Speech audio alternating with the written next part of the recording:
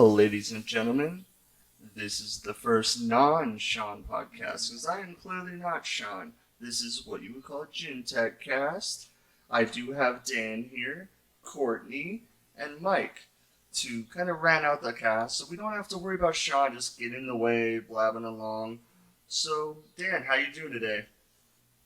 I'm pretty good. Did they take your jobs yet?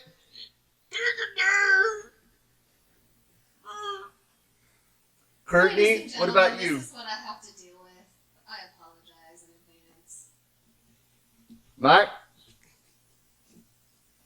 This is so wrong. You know what isn't wrong? Jesus. You know what else isn't wrong? Freedom.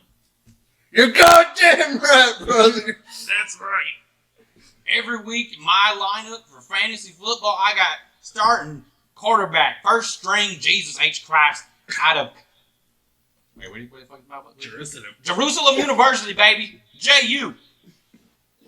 No, it's about the Constitution, sir. God, king, country, family. Hey, And Chris Cow. Can.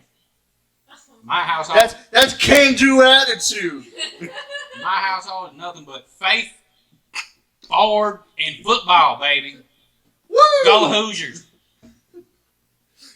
All about football. That goddamn Tim Tebow. Kneeling, praising Jesus. That's the kind of kneeling we want in this country. Kneeling for the right reasons. Take that, Nike. Sorry, Colin Kaepernick. Talking about false news. That's one of them liberal ideologies. We ain't blue here. We are a red man state here, god damn it. You know, my blood runs red, and so does my heart and my political beliefs, god damn it. Alright guys, yeah, we were just kind of messing around. So yeah, sorry about that. That was pretty funny. Hope you guys enjoyed it. But we'll try and get back a little bit on track, make sure we got all this stuff out of our system. A little bit too much Alex Jones today. Yeah, I never go full Alex Jones. I blacked out there for a second. I'm sorry. That's when you get kicked off Twitter and YouTube and Google and Facebook and probably MySpace, but no one uses that. No one ever even checked it if you got kicked off. I was on it last year. I just kind of wanted to see like my embarrassing past. You were that one guy. Oh, we've all done that. We've all gone back to MySpace. Like, hey, I don't think, I don't want to. Yeah, no. if you can remember your password. Those days. Well, I All had the- to do the forget password. And then Yeah, go see all those Atreyu and My Chemical Romance songs on your page. Yeah. A little bit too angsty. No, I had It's That hard. actually Owl Linkin City Park on was there. Linkin Park was my background music. Alright, well, I did want to get something a little bit more serious. Last podcast, we did have a little dispute between me and Dan. It was actually about punching Nazis. So let's get started with that.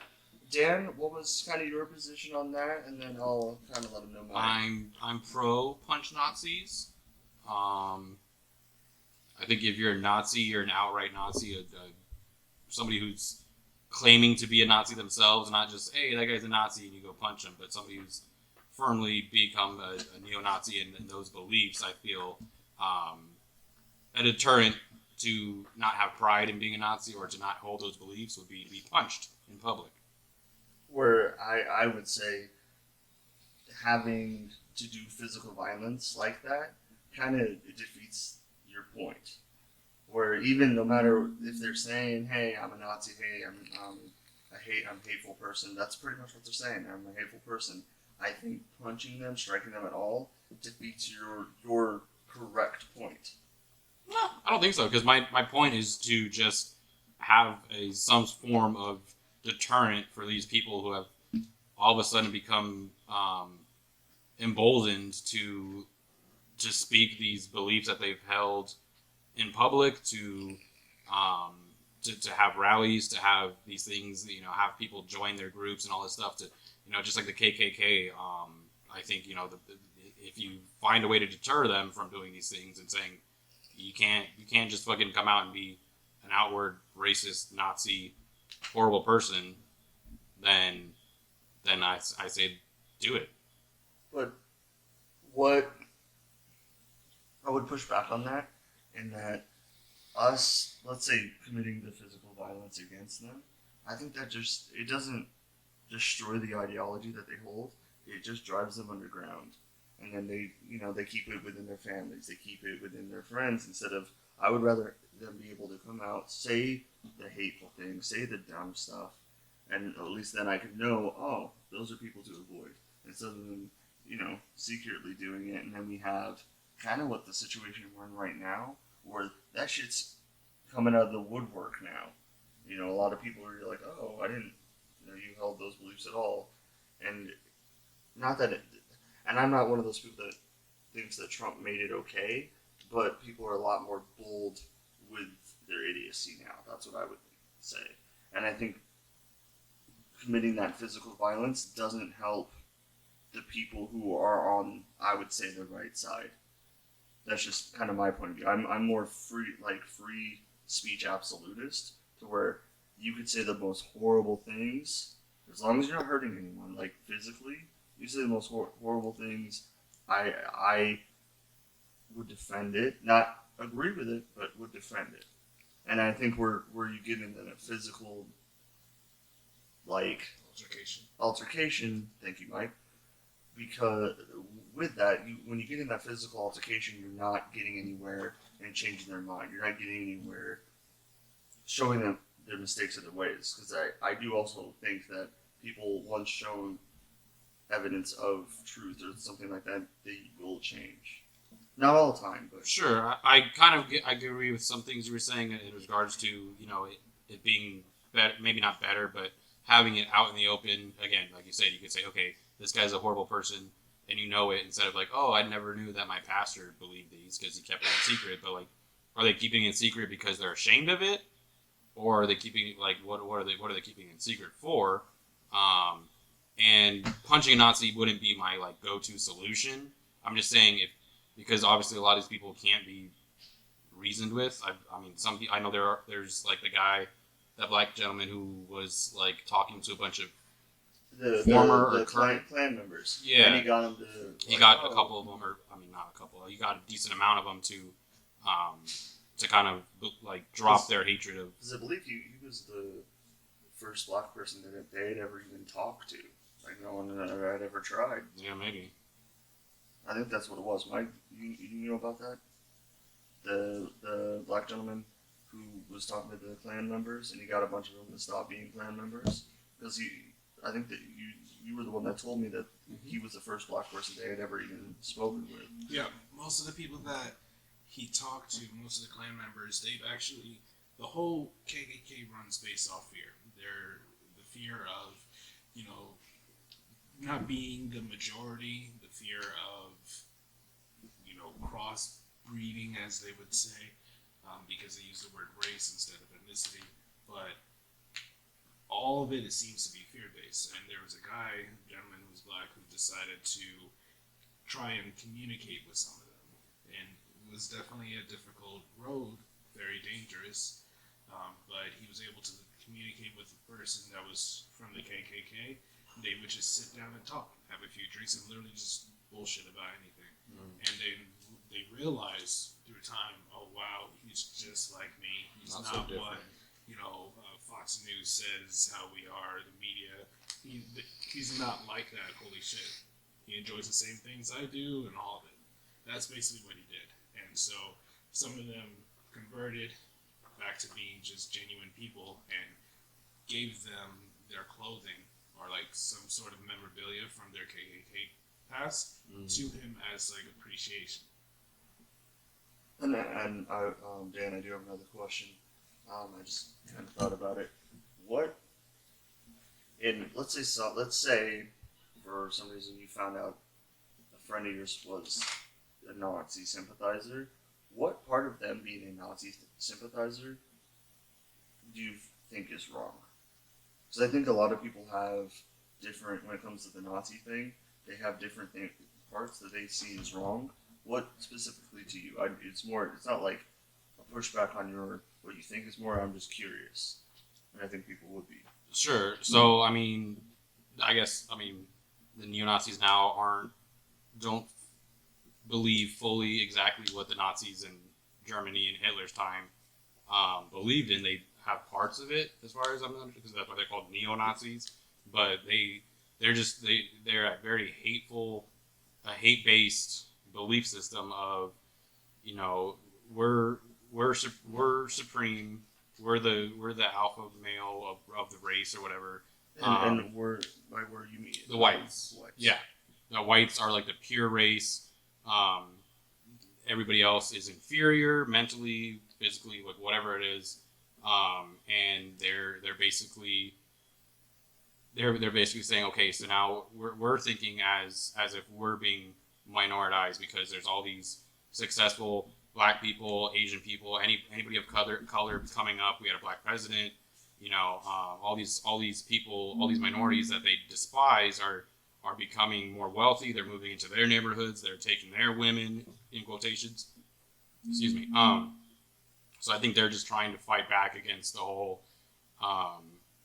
you know, minorities doing well for themselves and interjecting themselves in places of business like politics and sports and actors and Hollywood and things like that. That they don't want them in there because they feel threatened by them or they have hateful prejudice against those people. So I think that in general is just a horrible ideology to have, to think that one race is superior over another. Is just I mean it's just naive. It's not even naive. It's just stupid. It's just a dumb thing. We're all human. We all face the same things. We all go through depression. We all face mental health issues. Like we're all the same to the core. Obviously, the way we grow up and how we grow up, and we change in our environment. But essentially, we're all the same from the start, and there shouldn't be any kind of ranking or hierarchy of one race compared to another. And I would just push back on that kind of definition a little bit. Not with any of what you said. I would kind of add to it is that I think they also believe in their own like fascism, like their political ideology. They're not communists. They're pushing against that. Mm-hmm. They want, you know, a powerful ruler, a powerful party, a single party kind of thing. Hey, might makes right kind of thing. To where kind of what you're describing, I would say that's more like the Klan. What do you think about that? Like where I would see them neo-Nazis as more of a political. They're more like political as sure, but I mean I think they're like they're taking those same ideologies I just explained and branching it into politics. Yes, I think would be a better way to put it, because like you said, yeah, they're not just believing these things and saying these things. They're actually, you know, running for office, putting people in office, backing a candidate, and trying to get them to put into effect the changes they want at a state or federal level to achieve exactly what their goal is. So yeah, I agree with you. So yeah, it's a lot more political than my initial description. And I would have another question for you. Why? How do I phrase? Why do you think that being a Nazi? Do you think being a Nazi is wrong in general, or just to you? I think it's wrong in general. I think it's if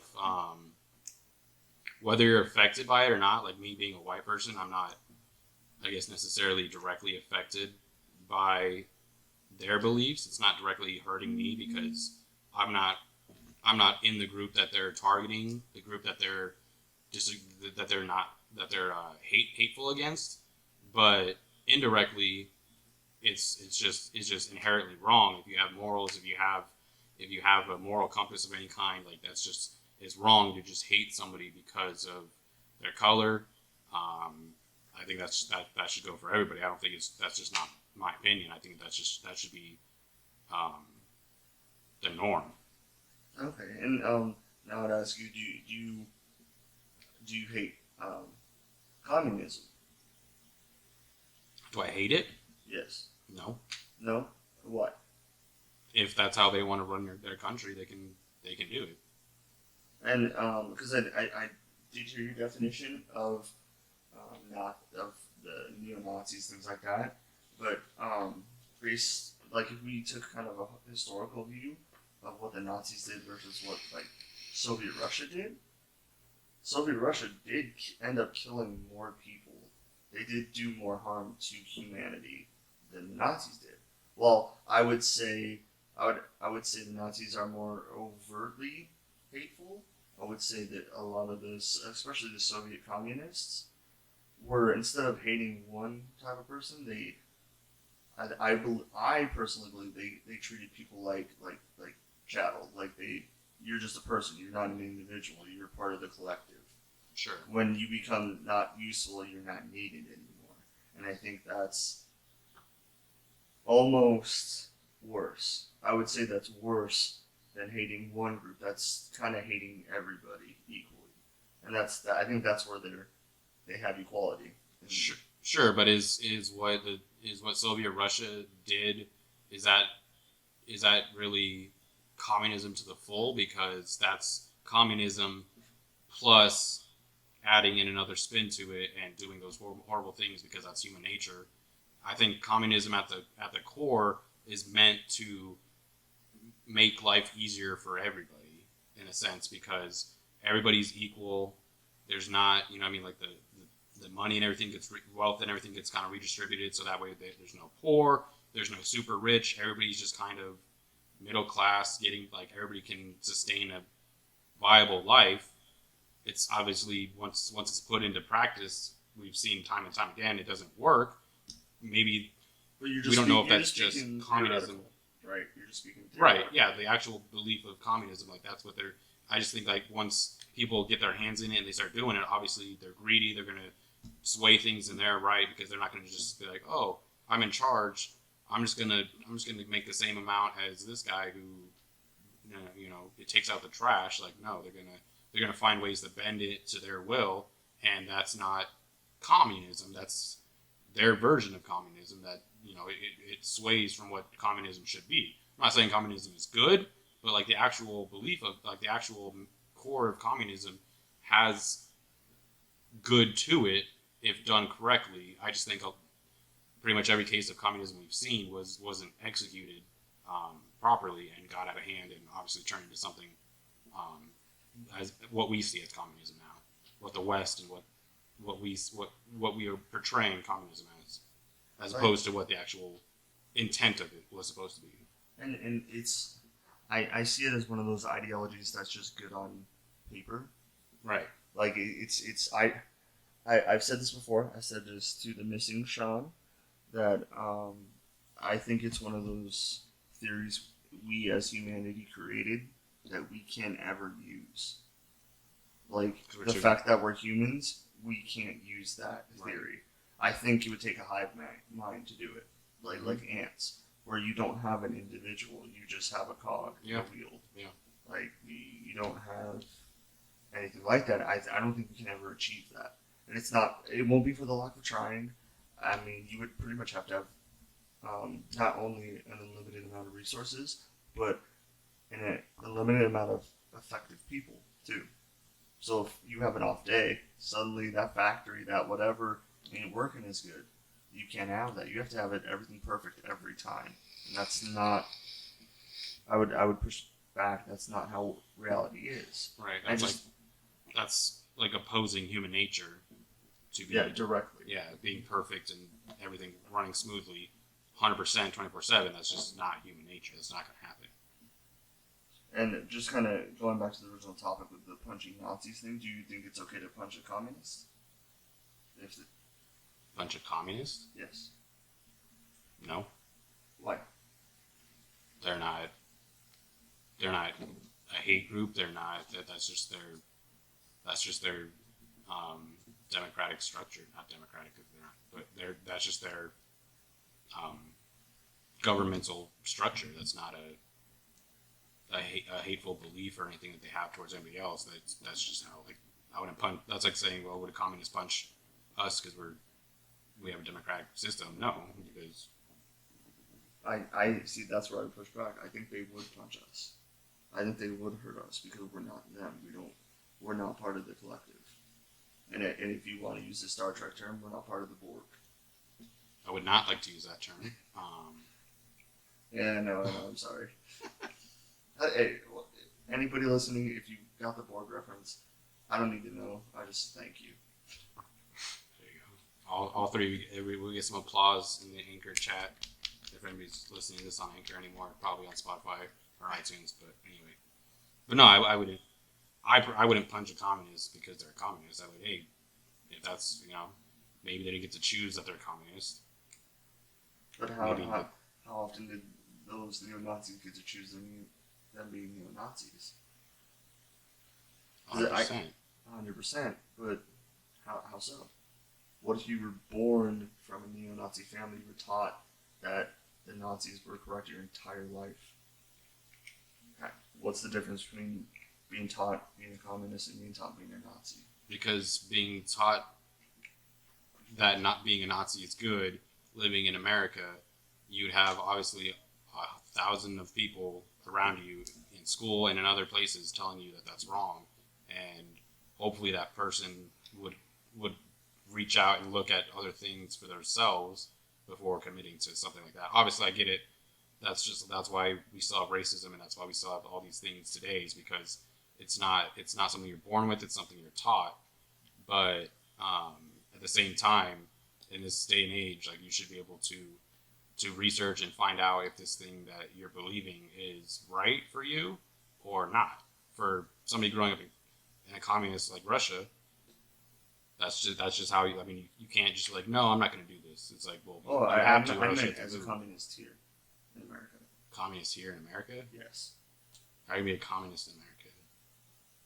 There's communists in America. They literally want communism. Well, yeah, in they America. want it, but they're okay. So they're That's communists kinda at what I'm heart, getting at. but they're not actually communists. They're not because able to do it. obviously They can't want do to do it. They have the ideology. They're okay with Soviet Russia. There's people like that. And Sure. I'm just kind of pushing back, like, because Soviet Russia they killed a lot more people. They killed hundreds of millions of people. Yeah, but that shouldn't speak on communism. That should just speak for Russia.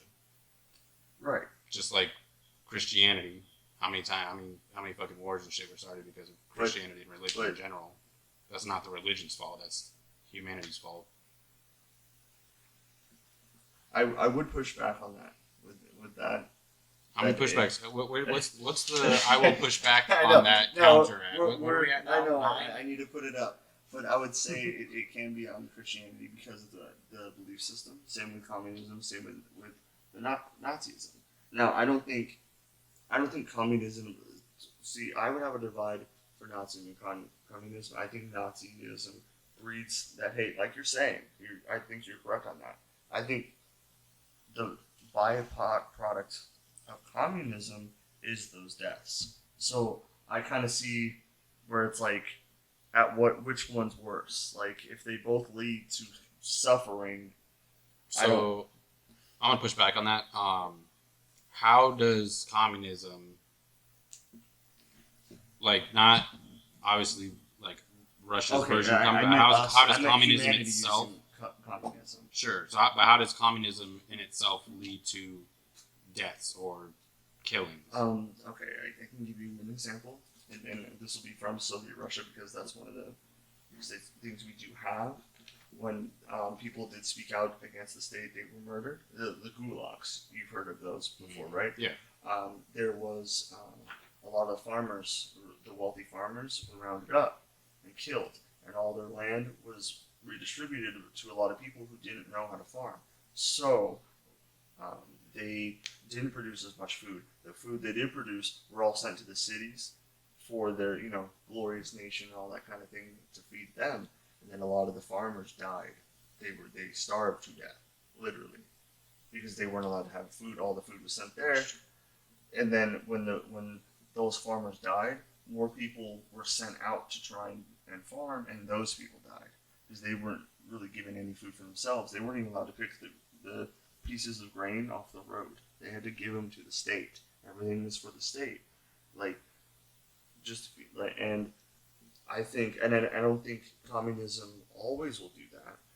I think humanity using communism will produce that, because I think there will always be some sort of deficiency to where it's like a cascade, like it'll,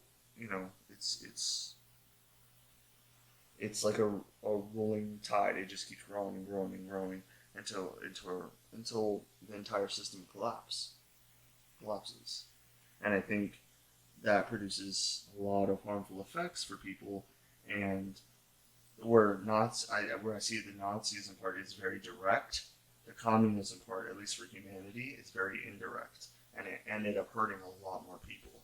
And I see both of them as not evil, but in their own ways incorrect, wrong, because they ended up doing the very things they didn't set out to do. I don't think Nazism set out to destroy lives. I think Nazism was a byproduct. In their wanting to create great white lives or whatever, they have to kill everybody else. And in like Soviet Russia's communism and them wanting to have a grand society, a bunch of people had to starve because they were working under a decaying system. I just see them as kind of not on the same line, but both having issues. So where when you say, "Oh, I punch a Nazi but not a communist," I was like, "Well, that's why I push back on it." Well, because in communism, like I said, like it's not an individual like, "Oh, I'm a communist, so I'm hoping that all these farmers die so that way we can get enough food for us." Like that's not what any of them believe. I don't think, except for maybe the higher ups in Russia that were like, "Okay, we're going to take this from you because that's how we're going to do it. And if you starve, then you starve." That's not communism. That's Russia. Because communism is supposed to make life easier for everybody. Nobody's poor. Nobody's hungry. Nobody's, it's supposed to be like everybody's on a level playing field, and that's that kind of thing. So so Russia didn't like directly kill the farmers and replace them. They just starved them out. They did kill them. They physically lined them up and shot them, or what? Yeah. They did. Okay, so put them in prison. Yeah, like, obviously they did that's have, bad. I didn't want to use that because it was too. I don't think you would find that anywhere in a communist handbook of like, okay, this is what you're supposed to do. Like that's obviously them. Like dissenters. I know they did that with dissenters too. Yeah. Like Venezuela did that. Like that's where I was saying. That's what I was saying. Like communism, as we know, because of the references we were given, have all failed. Because again, maybe not directly because of communism, but as a side effect of the people in power of the communism harming these lives, harming their own citizens, and directly, in this case, killing people. So I mean, that's bad. But I wouldn't. If somebody's like, "Yeah, I'm a Russian, I'm a communist, I wouldn't just punch them because that's not something they could fucking change on their own. You would say it's more the direct actions that they want instead of the byproducts. You're more worried about the direct actions of the ideology instead of the byproducts. Like direct actions, as in the Nazis want to like exterminate all the other races, all the other ethnicities. Right. Where communism, that just kind of happened. Like you know what I mean? Like, it wasn't intentional per se, but it. But it also happened. wasn't. It also wasn't just communism. Like that was a flaw that veered away from, I think, the main point of communism itself. That's like saying, like Muslims and everything like that. Okay, like what they truly believe, and then all the radical ones. Like those are two different things that we're talking about. I think that can be applied to communism and Russian communism and all these other examples of communism, as opposed to communism itself. As if you hold it separate from anything, like differing between the two, I guess. I don't know if that makes sense. You think more it's like the Soviet communism, the Venezuela communism, what's the Cuba? Was it China? Cuba. You think those were just like messed up subsets of communism? Like again, like I said, I think maybe it's just because communism, like you were saying, we can't, as humanity, we can't properly do it because of our greed and because of our individuality and all those things. Maybe we can't do it, but if we could do it to the T of what it's supposed to be, it actually probably would be a pretty decent system to live under. But obviously, in those cases, it's taken a wrong turn and veered away from what it's supposed to be and turned into something else. So it's not 100% communism. It's communism with a little extra murders, you know. Spice it up a little bit. Yeah. Little murder. All right. Well, and so it's for you. It's just more, you know, they wanted. So, what I'm gathering from you is like, oh, these neo-Nazis, these people want to take a direct action, so I'll take a direct action. That kind of thing. Sure. It's, like I said, it's just more like, if you're going to be outwardly hateful and feel comfortable in America having those beliefs, if you can't be reasoned with, you can't be talked to, you can't be rehabbed or whatever the fuck you want to call it, then yeah, you come out in public and you feel safe believing these things, somebody running up to you and fucking punching you and people yelling at you and screaming at you, that will make you not feel safe. And either one, you'll do an unthinkable thing for a neo-Nazi and look inside and change, or two, you'll just go back and not be outwardly and proud displaying your hatred and racism. Okay, and I do have another question for you. Pushback. No. Pushback counter. I shut it off.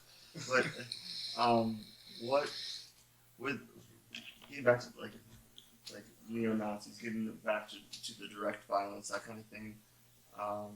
When do you think it's not okay to have that direct violence? Like what? Even if they're saying the hate speech that you dislike. What I'm just trying to gauge, like where your level is at. You know what I mean? Like at what point do they have to really get to the point of you think inflicting physical harm on them is okay? Like what's your line? Because I think everyone has a different line. And I think my line is a lot higher than yours. I mean, I don't know. I don't really know of many. Like a case by case basis. Sure, but like I can't think. I'm trying to think of a barometer, but like if I don't even know if Nazis would do this, but like if they're like sitting at a fucking little table on campus, like hundreds of credit cards, and just they have a little booth, and they're like, "Hello, welcome to the Nazi Brotherhood. Would you like a swastika cookie?" You know, and things like that. Like I'm not gonna just run up and punch on them. I'll probably just like say, "Hey, go fuck yourself," flip them off, and maybe like rip something off their table and walk away. But like if they're like standing in a crowd and fucking wearing the garb and like screaming in a megaphone, all these hateful shits, yeah, I'm gonna run up and fucking grab that cocksucker off that fucking car and beat his ass. But that's where I would be on the other end, pulling you off him because I have to defend him because of the whole free speech thing. I'll punch you too. You're a Nazi sympathizer. I'll kick your ass too. I'm not. I really am not a Nazi sympathizer. Don't listen. No. Okay, GinTech. No, what does that really mean? I would just say unless we protect freedom for the things we hate, then we're not going to be able to protect it for the things that we're okay. Sure. They have the free speech to say anything, but they also have to face consequences of my fist in their ass. Not sexually. Like that's okay. No, but I would Freedom punch. Freedom punch! America! Fuck yeah! Consecutive normal punches. Exactly. Yeah. Here to kick this motherfucking Nazi ass. But no, sure. You have free speech to believe and say whatever the fuck you want, but that doesn't mean you're not going to get your ass kicked if you're a fucking horrible person, which I think is right. If somebody's like, again, like the Colin Kaepernick thing, a lot of people are hating on him for that. It's just whether you like it or not. Again, you have to give them the right to do it. But if somebody ran up on him and started beating the shit out of him, I think that's different because he's not preaching anything hateful. They're trying to spin it as hateful. They're trying to say, oh, he hates the flag, he hates the anthem, he hates blah blah blah. He hates cops. He hates. Yeah. I'm not saying he does. He hates. But that's what they're saying. Right. He hates the systematic racism that we have in this country. He hates the president. He hates the fact that all these black people, innocent people, are getting killed in their homes by cops or people that think that they're going into like they think they're breaking into something. It's like, oh, I own this house. Like that's just systematic racism that and all these cops are getting away with. You're put on paid leave for 3 months and then get their job back, or there's been a few cases where they've actually gone to jail and stuff like that, but it's few and far between.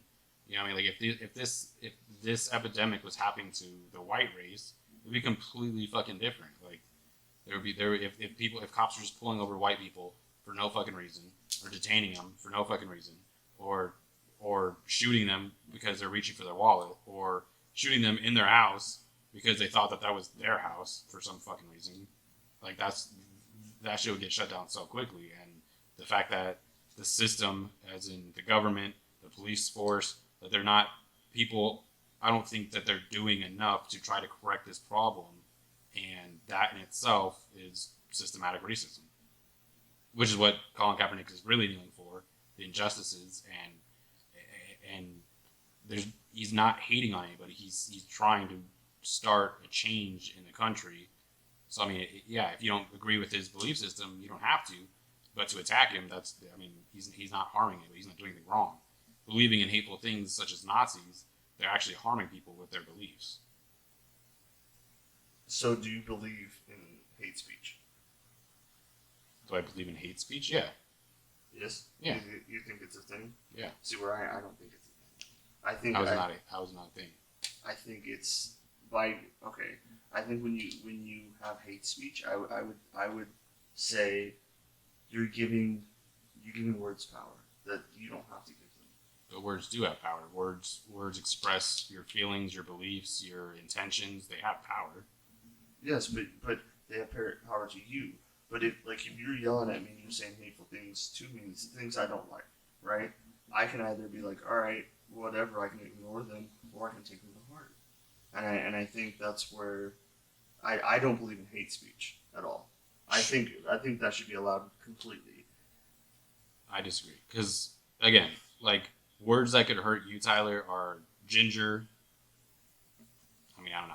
I'm not going to get, too fucking heated here because I don't get mad. But I'm just saying, ginger, oh, wow. Oh, you hurt me. My hair's red. Ouch.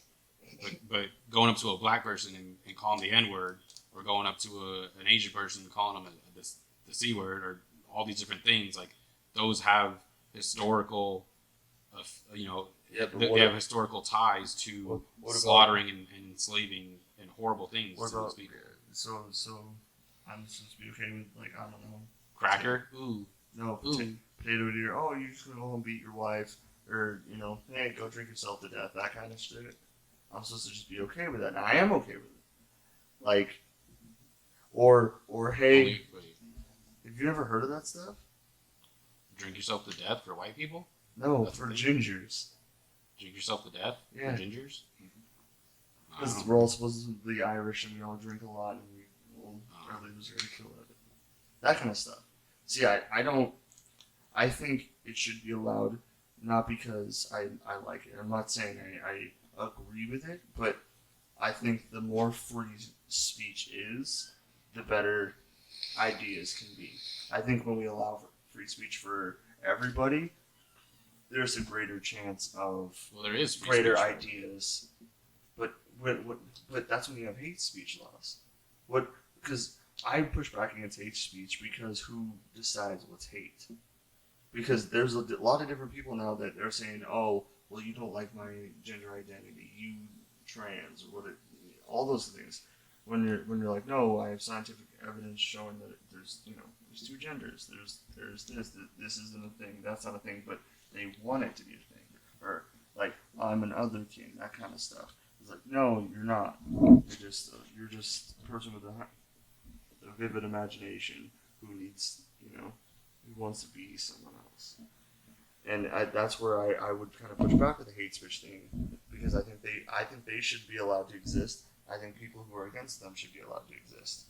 I think the Klan should be allowed to exist. they're gonna die off. They're wrong completely, but they should be allowed to exist. I think any group, as long as they're not harming other people and like physically, I have no problem with them existing. But how? So yeah, physical damage or physical harming somebody physically is something you can see and everything like that. But emotional trauma, mental trauma, things like that people get from these hate speeches, you don't think any of that's real too? I think that's where I think we have to have, at least in my purview, you have to have total freedom of speech or none at all. Because I disagree. That's where I go, who decides what's right and what's wrong? Are you going to let someone else decide? Because what if you said something you find not hateful at all, but Mike here takes offense? You didn't mean to hurt them. You didn't mean to say anything bad, but Mike. Sure, and that's part of being educated, learning about things. Oh, I didn't know that was an offensive word. And obviously, if I'm like, oh, Mike, can you pass me that bag of oatmeal? And he's like, oh my God, did you say the B word? I'm like, bag? Oh my God, you said it again. That I'm offended by bag because my mom was, and all, okay, obviously that's like an exaggeration of something, but like, if it's a legitimate term that was like there was these words in like Europe, I forget, I'm trying to remember the name, but like there's these words that we say commonly that are like offensive in Europe and places like that because it's meant to describe like a type of person, like I can't remember the name of it. They were talking about it on Homer's Morning Sickness because they have that fucking British guy on there all the time now, but it's like a word that's like really offensive over there, and they had no idea. So they're like, oh, okay, so I mean it's offensive there, not here, whatever. But like, if you get educated on what words are offensive, then you can either learn to not use them or whatever. But I mean, like, yeah. What do you do when that list keeps just growing all the time? Oh, you're not accepting my gender identity. You're not accepting this about me. You're not accepting my pronouns. That's hate. Do you consider that hate speech? But like there's not like an actual word, unless I'm not understanding the question. There's not an actual word to like, oh, I'm a this, that, and the other. It's not like you like, oh, you just call them a word that's offensive. You're like, oh, I'm not gonna call you that. That act might be offensive, but it's not an act. It's not tied to a fucking word. How so? So saying, oh, call me, I don't even know what they are, but call me a pan, whatever. I'm a pan dragon king. Sure. Call I'm me like, a pan okay, dragon well, I'm king. not going to do that. Why do you hate how I feel? Why can't you just? I don't. I'm just not going to. You're causing me physical and mental abuse. No. So obviously, like again, like anything, we live in a democracy. This is a democracy, and those sort of things will be just like anything, not voted on, I guess necessarily, but the people that you put into power that believe those people. I think it's voted on unintentionally by. That's what I'm saying. Like citizens. the people you put into office, people you give that power to, their beliefs become what is the norm. So if you have somebody who's like transsexual or whatever, and they have those beliefs and they get into a high office, then obviously those things are become, oh, you can't say that because they're offended by that. Oh, you can't. And it kind of, oh, okay, I didn't know that. Or, oh, okay, right? Sure. So if we have another kin, do you know what another kin is? No. They think they're like, there's ghost kin. There's people that think that they're born in like the wrong body. It's like they think that they were, this dragon in another life, that they want to be known as that. They want to be known as ghosts, or that they want to be known as from an alien, or all that kind of stuff. Do you think that's like? I think those people just need like therapy. But they can consider that hate speech, buddy. Me saying that they need therapy. Mm-hmm. That's where I'm kind of getting at, is like who dictates. No, I get it, but like you're going to extremes. I don't think it'll get to that point. I mean, I know it is kind of because people are doing that, but I think this whole fad and everything like that will kind of die out. Oh, I because- think it will too. I'm worried for our free speech rights now because the damage it could do is detrimental. So you'd rather people be able, somebody just walk up to Mike and be like, "Hey, N-word, can you fill up my gas tank? Thanks." Yes, because that's fine. I actually think Mike's a pretty strong person, and he would be able to handle that. And I think Handle it. So now are you inciting physical violence towards somebody for their freedom to speak? Huh? also You just said, oh, he's a strong enough guy. He could handle that if somebody calls him that word. So you would engage in physical confrontation? no, he can handle it mentally. You don't know that. Every. You don't know how somebody can handle something. But mentally. anyone could take any offense to anything. That's what I'm saying. I think we're Like that's us going speaking to now. a grand scale kind of thing. So, for instance, it's based on how many people are you offending. So, for instance, there's people that think they're ghost or they want to go by ghost or anything like that. Well, it's the same thing as if I was to say like something else besides ghost, call that person something else, and then they got offended by it. That's a weird situation because that person is deciding how they want to be called, which isn't affecting a vast majority of people. So in that kind of situation, that's not a bad thing. But in another way is like, for instance, with the KKK, a lot of people like that share those ideologies. They say the N-word to affect a culture, not one individual person. So it's based on how many people are you actually hurting for it to be considered. So if it was only hurting one person, you consider that okay? If it's hurting one person, it depends. If the person is saying, I want to be called a ghost, but the average American will call everybody by a boy or a girl, you can't get that butthurt about that. Unless Why you're can't because if you just come up to me and I say, oh, you're a boy, and then they got offended, it's different compared to them telling me beforehand, in some previous conversation, oh, I like to be called a ghost. Okay. And then I forget and they get upset about it, then that's more understandable. If you're going to be considered changing the average social rules on certain phrases, and you're going to name yourself something else or deem yourself something else, then you need to be able to broadcast to the people when you meet them so that way you can avoid you feeling upset over something that they're not going to have knowledge on. And also, I think anybody going that route of, oh, I'm a toaster now, like they have to, they either should realize how, even though they might not think it's crazy, how crazy it would sound and be for anybody else that they tell this to, and have that in the back of their minds, like, hey, this isn't going to be fucking accepted right away because of how outlandish this is. Obviously, I'm not a fucking toaster. So if I tell them I'm a toaster, they're going to think I'm fucking mental. And if they truly believe they're a toaster, they probably are. But if they're getting offended by that, then they're not thinking consciously, because they're like, okay, obviously that's not the norm. That's not what anybody has ever done. If I'm going way far left on this and going way out of pocket, they have to expect some sort of, not backlash. I guess maybe backlash, but some sort of like Confusion. confrontation of like, what the fuck? Wait, you actually believe you're a toaster? And have to explain it, and then people look at them like, okay, I'm not going to associate with this person because they're crazy.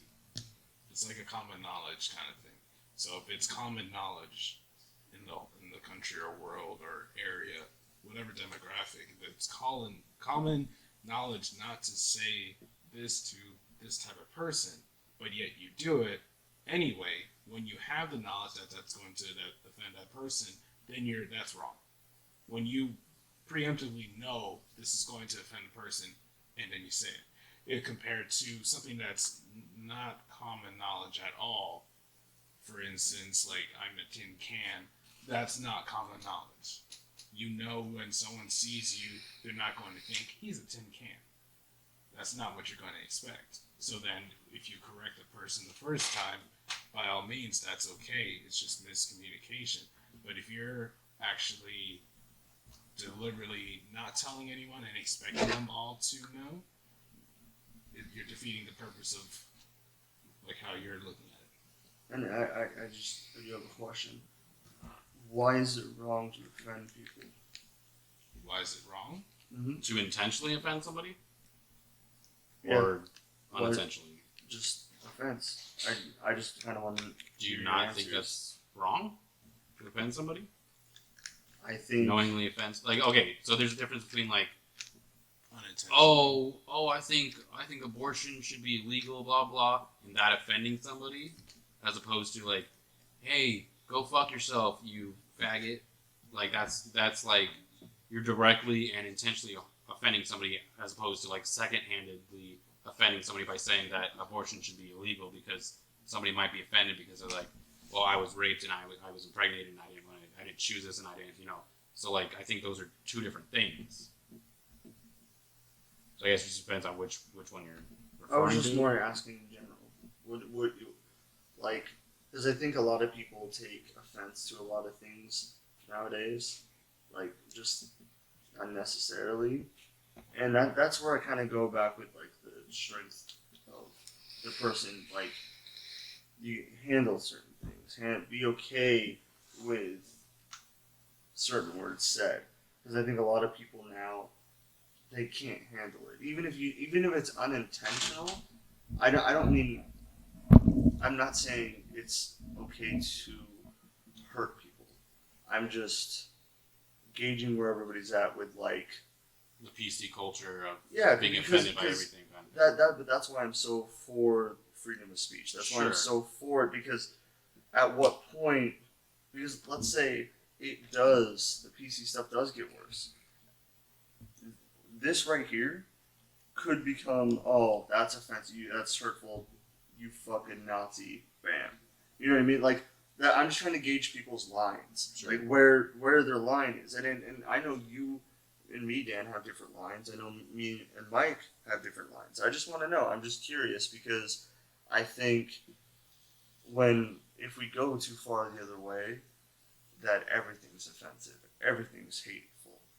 And I would hate to live in a world like that. No, yeah. Again, I don't really like necessarily the whole like super offended PC where like everything it can be taken the wrong way and offensive. Like obviously, I think intention has a big part in whether or not somebody could value. Like people can get offended over something, but then you'd be like, all right, dude, calm down. They're not like they're obviously either one making a joke, obviously two being sarcastic, three not meaning what they're saying. Like I think there's different levels of like people nowadays on Twitter and on any social media will pull up jokes like what's his name from Guardians of the Galaxy, pulling up jokes he made 7 years ago. James Gunn made all these years ago that were obviously joked and he didn't actually believe in like molesting children or all these things that he was joking about. Like you should be able to that we know of.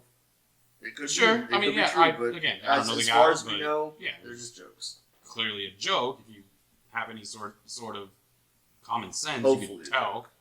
Hopefully a joke, yeah. But I again, that's why I'm not trying to vouch for like that far PC culture where they're literally like nitpicking and they're literally like they're taking any sentence anybody's ever said and trying to find something to be offended about. I think that's different than just naturally being offended by somebody's saying something, like, because I think those are two different things.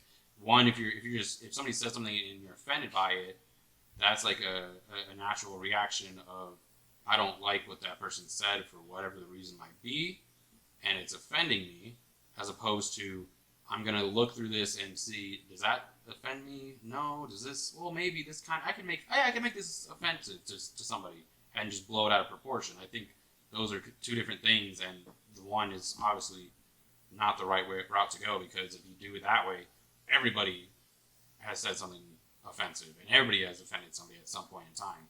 If you're combing through it with a magnifying glass and a comb, trying to find something to be offended about, nobody's safe in that regard. But just being an outward horrible homophobic, racist, whatever it is that you are, those are obviously offensive, and I think fall in a different category than like the super PC culture that a lot of people are behind.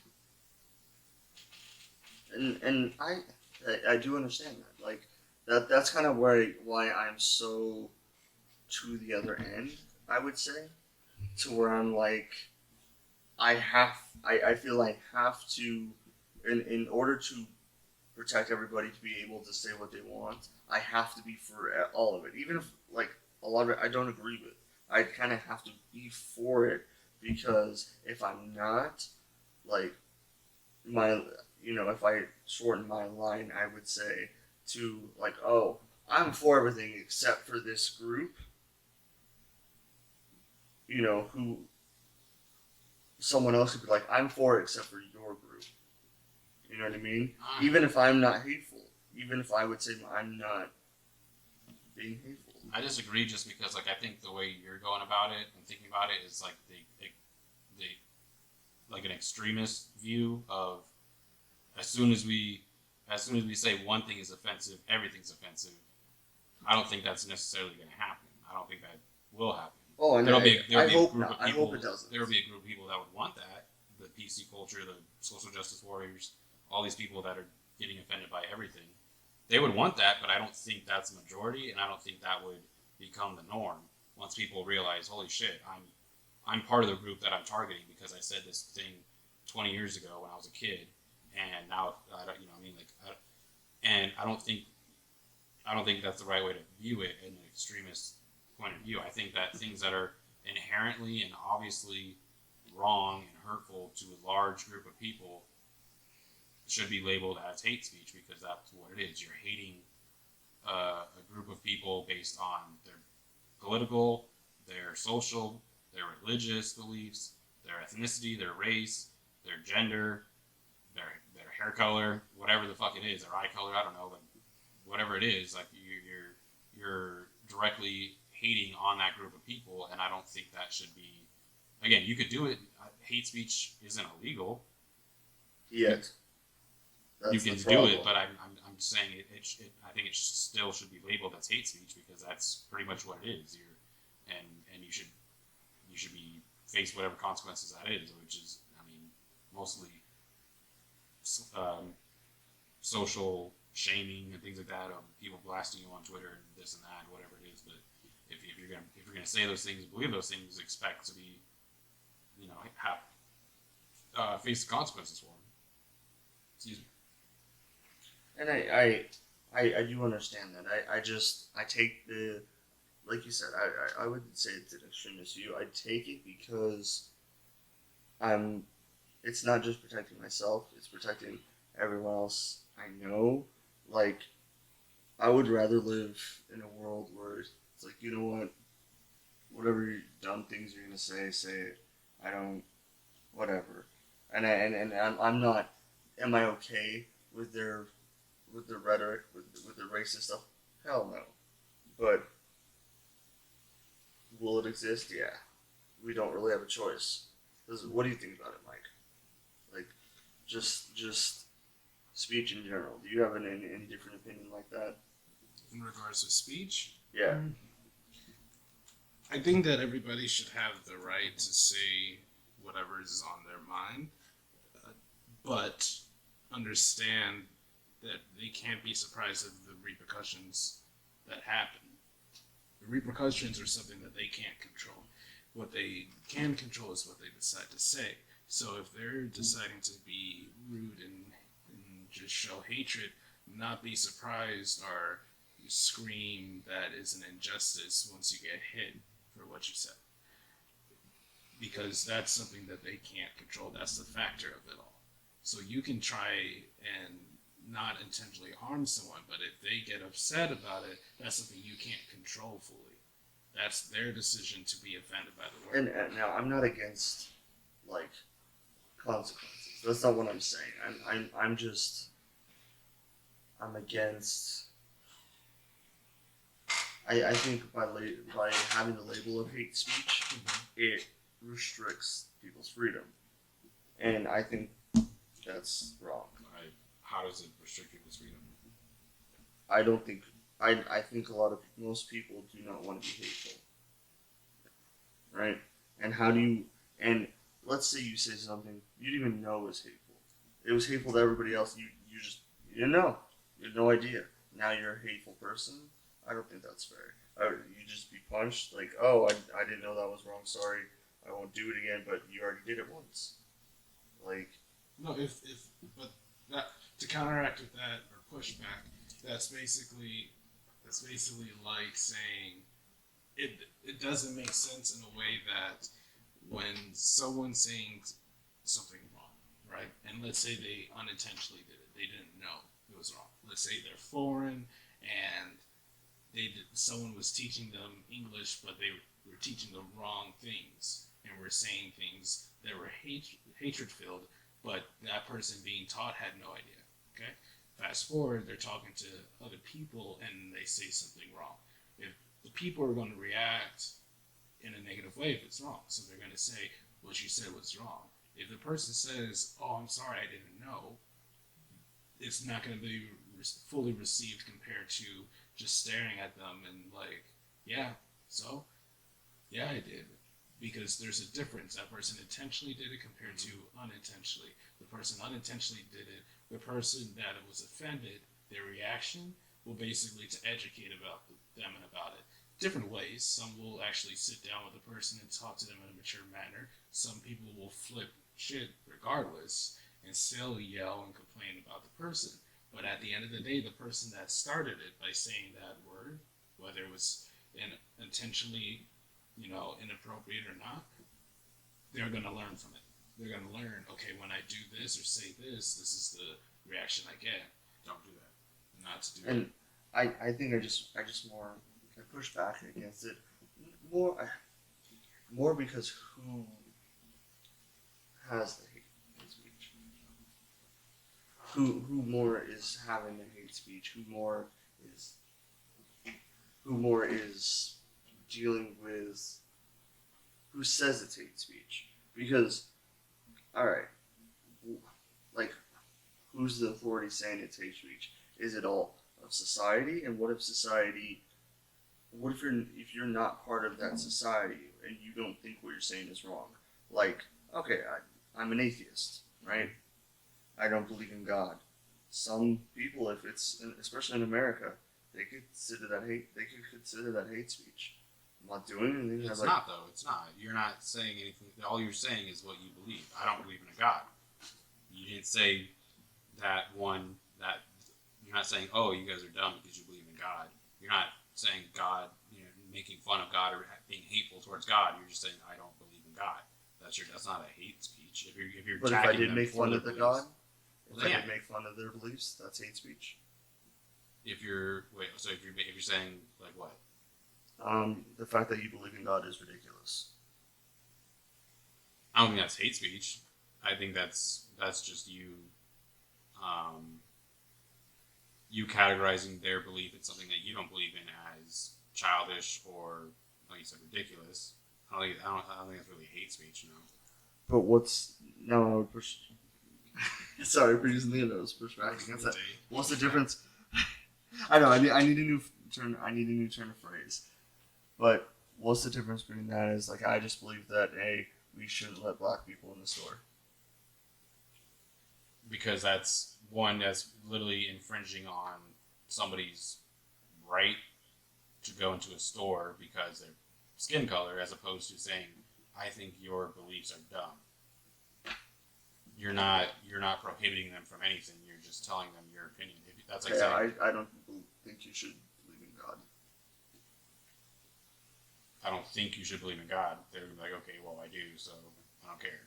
It's not like, oh, this is a law, you can't believe in God that you're trying to pass. Or it's not like, oh, you can't go in the store because you're black. That's actually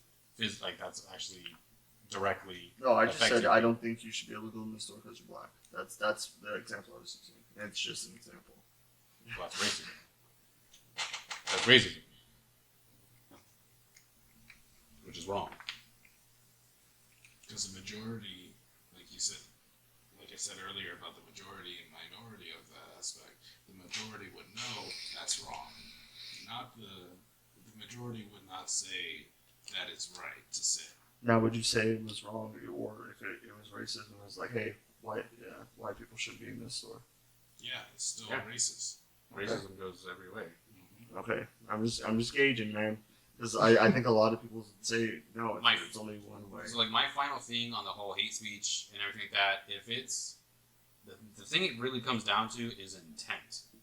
Okay, if you know, I can see that. Yeah. if you know that as a 30-year-old man, let's say you know you can't say the N-word, obviously, because if you're 30 years old living in America and you don't know that that's wrong to say, then either one, you're lying, two, you're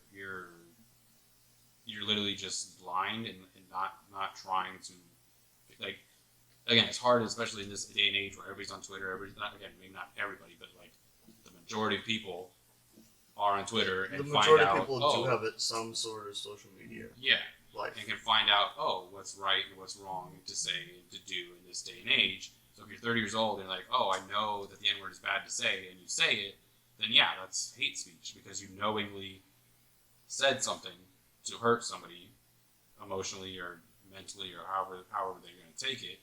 That's hate speech. If you're, again, like Mike's example, if you're from a different country, let's say China or something, and you come here and you don't know the language and your English isn't very good, and you pick up things because I listen to rappers coming over here, and you say the N-word. You're hanging out with your buddies, hanging out with people, and they're all talking, and like, what's up, man? You say the N-word, and not realizing it's offensive. I mean, again, it depending on how you say it or whatever, but if you're not black, just don't say the word, obviously, in general. But if How about no one say the word? If we're going to do that, so special hey, groups. I don't know. I'm not going to really go on that. But if they're like, hey, they say this thing, and people are like, hey, like, you can't say that, and they're unknowingly saying it, and they're just trying to be friendly, they're just trying to be sociable, and that's a completely different thing. That's the phrase itself. Is it hate speech? Sure, but if it doesn't have the intent there, I think it falls flat as far as, okay, that's not hate speech. He was naive, he was uneducated, he didn't know. Not hate speech. That's all I'm thinking. That's my main thing is intent. What the intent was behind the word or the phrase, and if you're directly saying that to somebody intentionally, then yeah, hate speech, wrong. Shouldn't be able to. You can say it, but you have to face the repercussions and realize that is hate speech. Okay, and then one final question, or just a quick one. Do you think hate speech should be enforced by law? Or is that kind of variable, like, depending on what it is? I don't think it should be enforced by law, but I do think that, like, for example, as we've seen a lot on social media and things like that over the past years, of people posting something offensive, like just horrible and bad and wrong and or whatever, and people, because people on social media are fucking wizards on the computer, being like, oh shit, I know where this guy works, I'm gonna send this to his employer, and then boom, they get fired. Like, I think that's probably the right way to go about it. If somebody's doing something, you like bring it to their family, bring it to their employer, and let them know what that person is doing and believing and saying online and things Even like if that. it was years ago?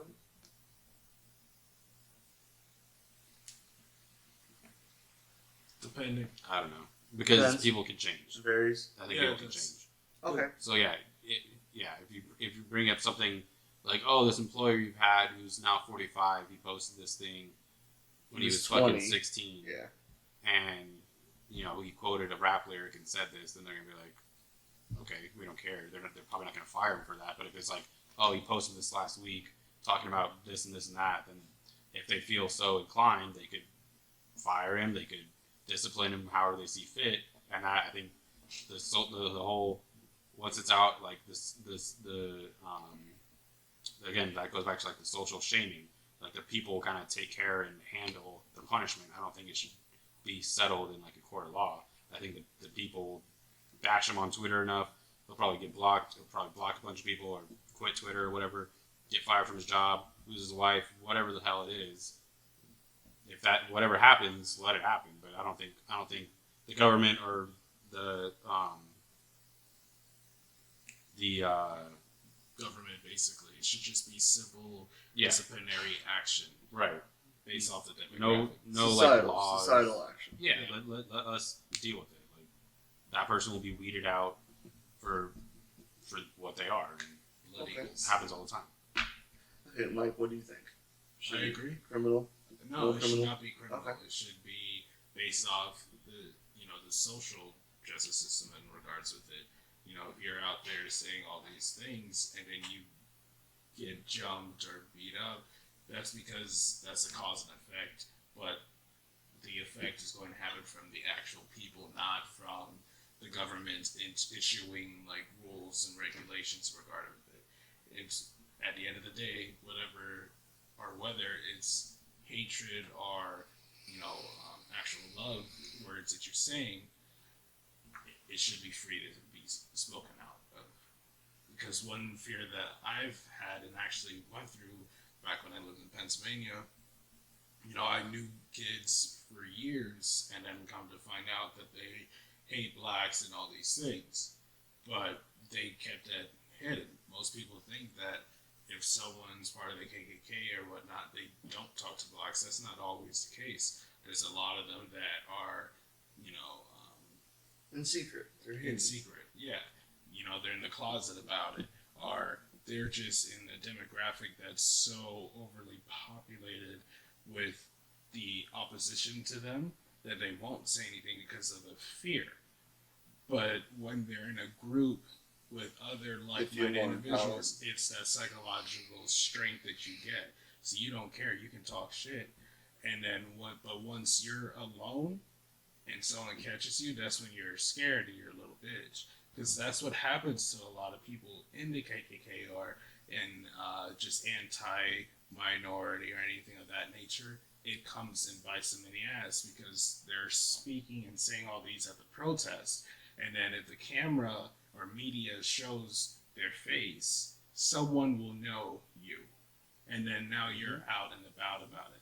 There was Duke University kids that were in a Trump rally, and they were at a Trump rally and they were saying hateful words, and the person uploaded the video, and you don't think that the video is going to be popular, but then it hits the millions, and now those kids lost their scholarship, they lost their rights, a lot of things, they lost friends, family members, all that. Because they were in a group, they had that adrenaline, those endorphins, and they Felt thought safe they were safe. with their hateful speech. They were safe. But once the majority realized, no, I got you, now they're like, oh, well, it was just a spot in time. I don't think that way, or all these things. They never see that it's going to bite them because you're in a group, you feel comfortable, you can say anything you want, you're invincible, but you're not. Mm-hmm.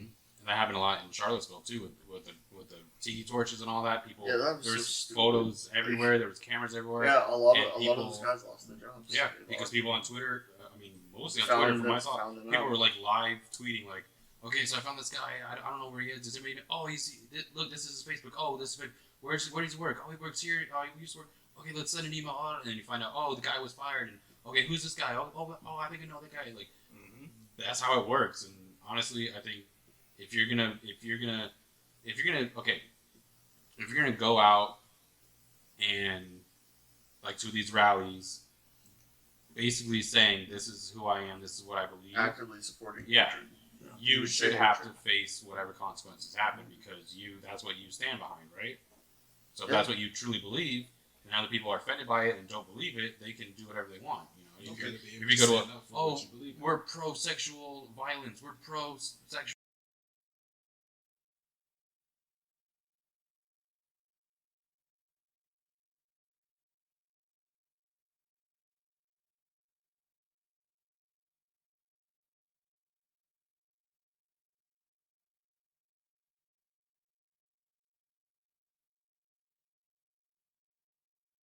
felony or misdemeanor and go to jail and things like that, they lose their job. I think that's the right way to go about it. See, I think we're all in agreement here. I'm not for the having legal battle because of what you said. I don't think that's right at all. It can restrict a lot of things if the government was involved, depending on who's in whose office and who's voting up there, they can say whatever they want to be considered rude or illegal. For instance, basically, it's illegal for you to say, "I want to kill the president of the United States." It is actually. It's illegal to say that. But if you're a loophole, which is why I said beforehand, it is illegal to say, so that way I don't get in trouble. Right. But if you were And Mike does not endorse killing of the president, any president. Although, hey, no, I'm just kidding. yeah, I'm just kidding. But he does want to build a wall. Mm-hmm. And so it comes to how you say that. No, I don't want to build a wall. I want to say that a little louder. Let me just clarify. No, I do not want to build a wall. That's just wrong. Plus, they don't even come here from the wall. They come here from expired visas. That's a whole other topic. But, okay, we do agree on that. I just kind of wanted to gauge, where you guys are at. And, I would say that, we do have varying degrees with that topic especially. That's kind of why I bring it up, because I know you kind of touched on that before. We disagree, and that's fine.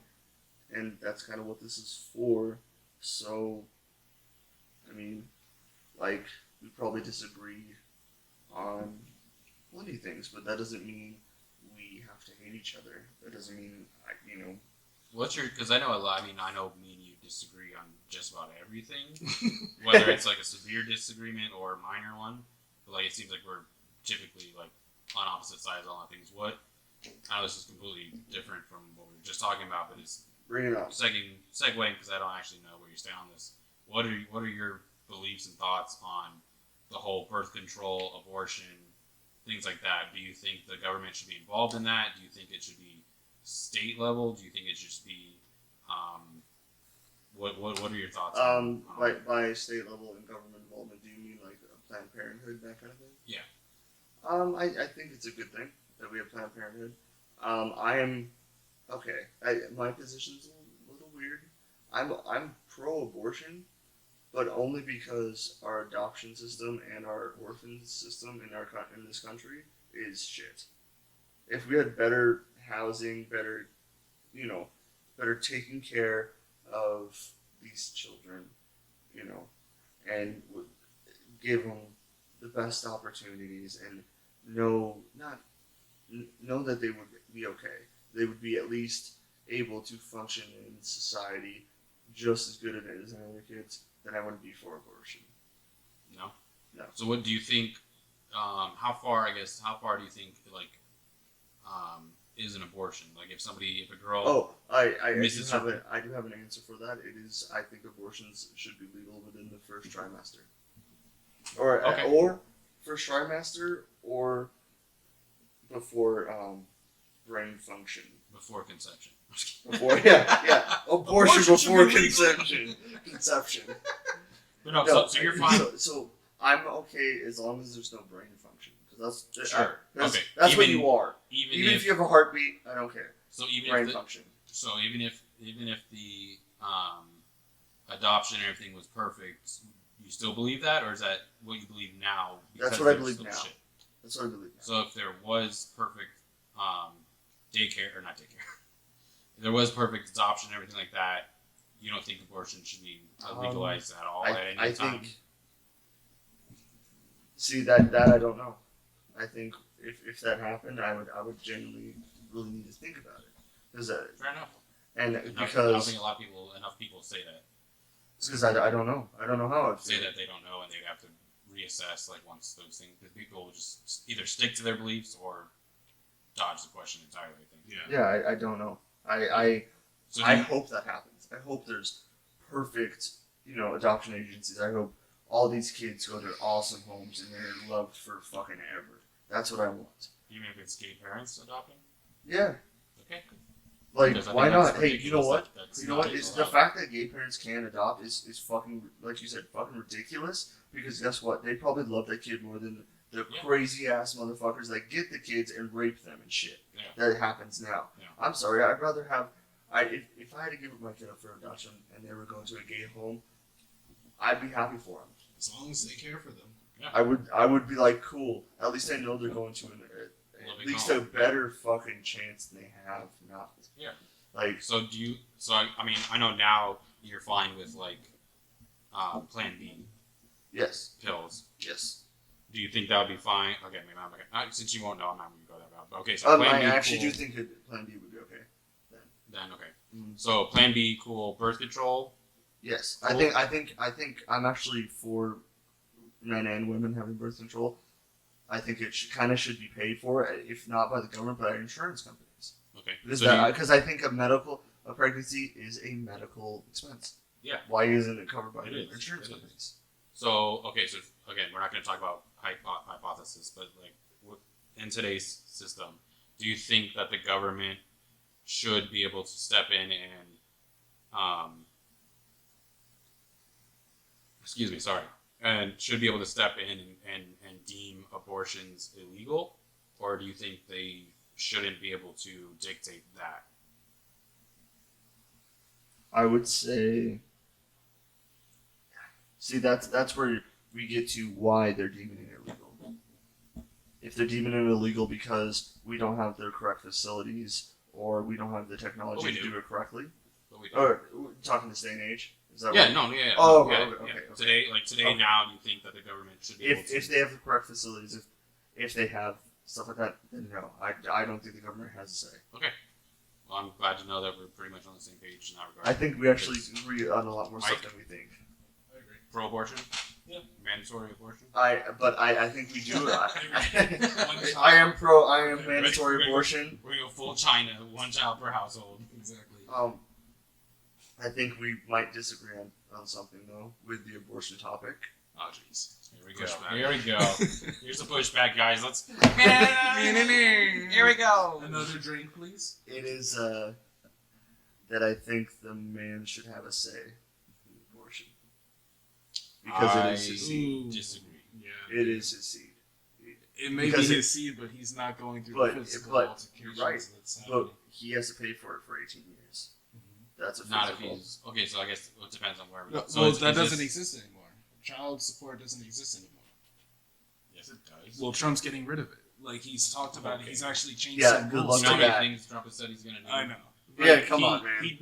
He did change some Hey, rules. Obama though. said you could keep That's your because dog. he's still. Like, That's, the only reason Trump is saying that is because he's paying like 20 child support right now under the table that no one knows about. yeah, right? Russian crazy ass kids. Yeah, that's the only reason he's fucking saying that. Yeah. Like, one thing I saw somewhere on the news, they were basically saying that, like, a lot of fathers were rejoicing because they don't have to pay the child support for like. till they're I 18 think or something if like the that. I think kids that changed.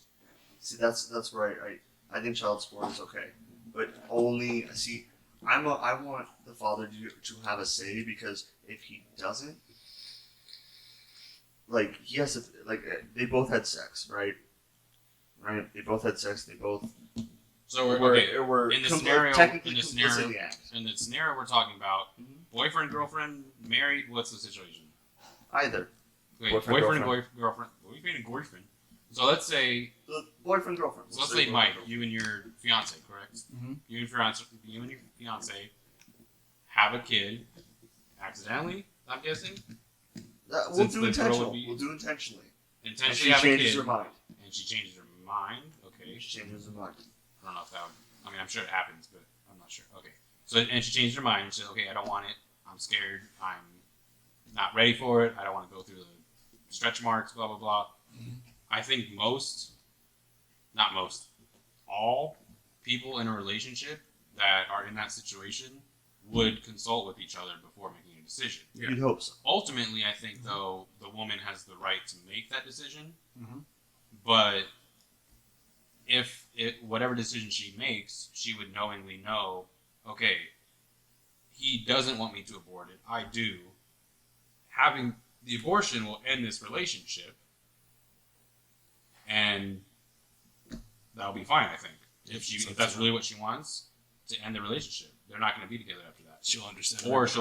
Or Mike, whoever the male is in the scenario, would be able to convince her to keep it and have the child. Right. Most girls aren't like in a relationship with somebody, get knocked up, and again, maybe this does happen because they won't even tell the person. Like if they were intentionally doing it, then obviously they're gonna know. But if it was like an accidental thing and he doesn't know about it, and she gets an abortion, I'm sure that happens a lot. Then he would never have known. Mm-hmm. But why technically, he has to pay for it. But why would the abortion end the relationship?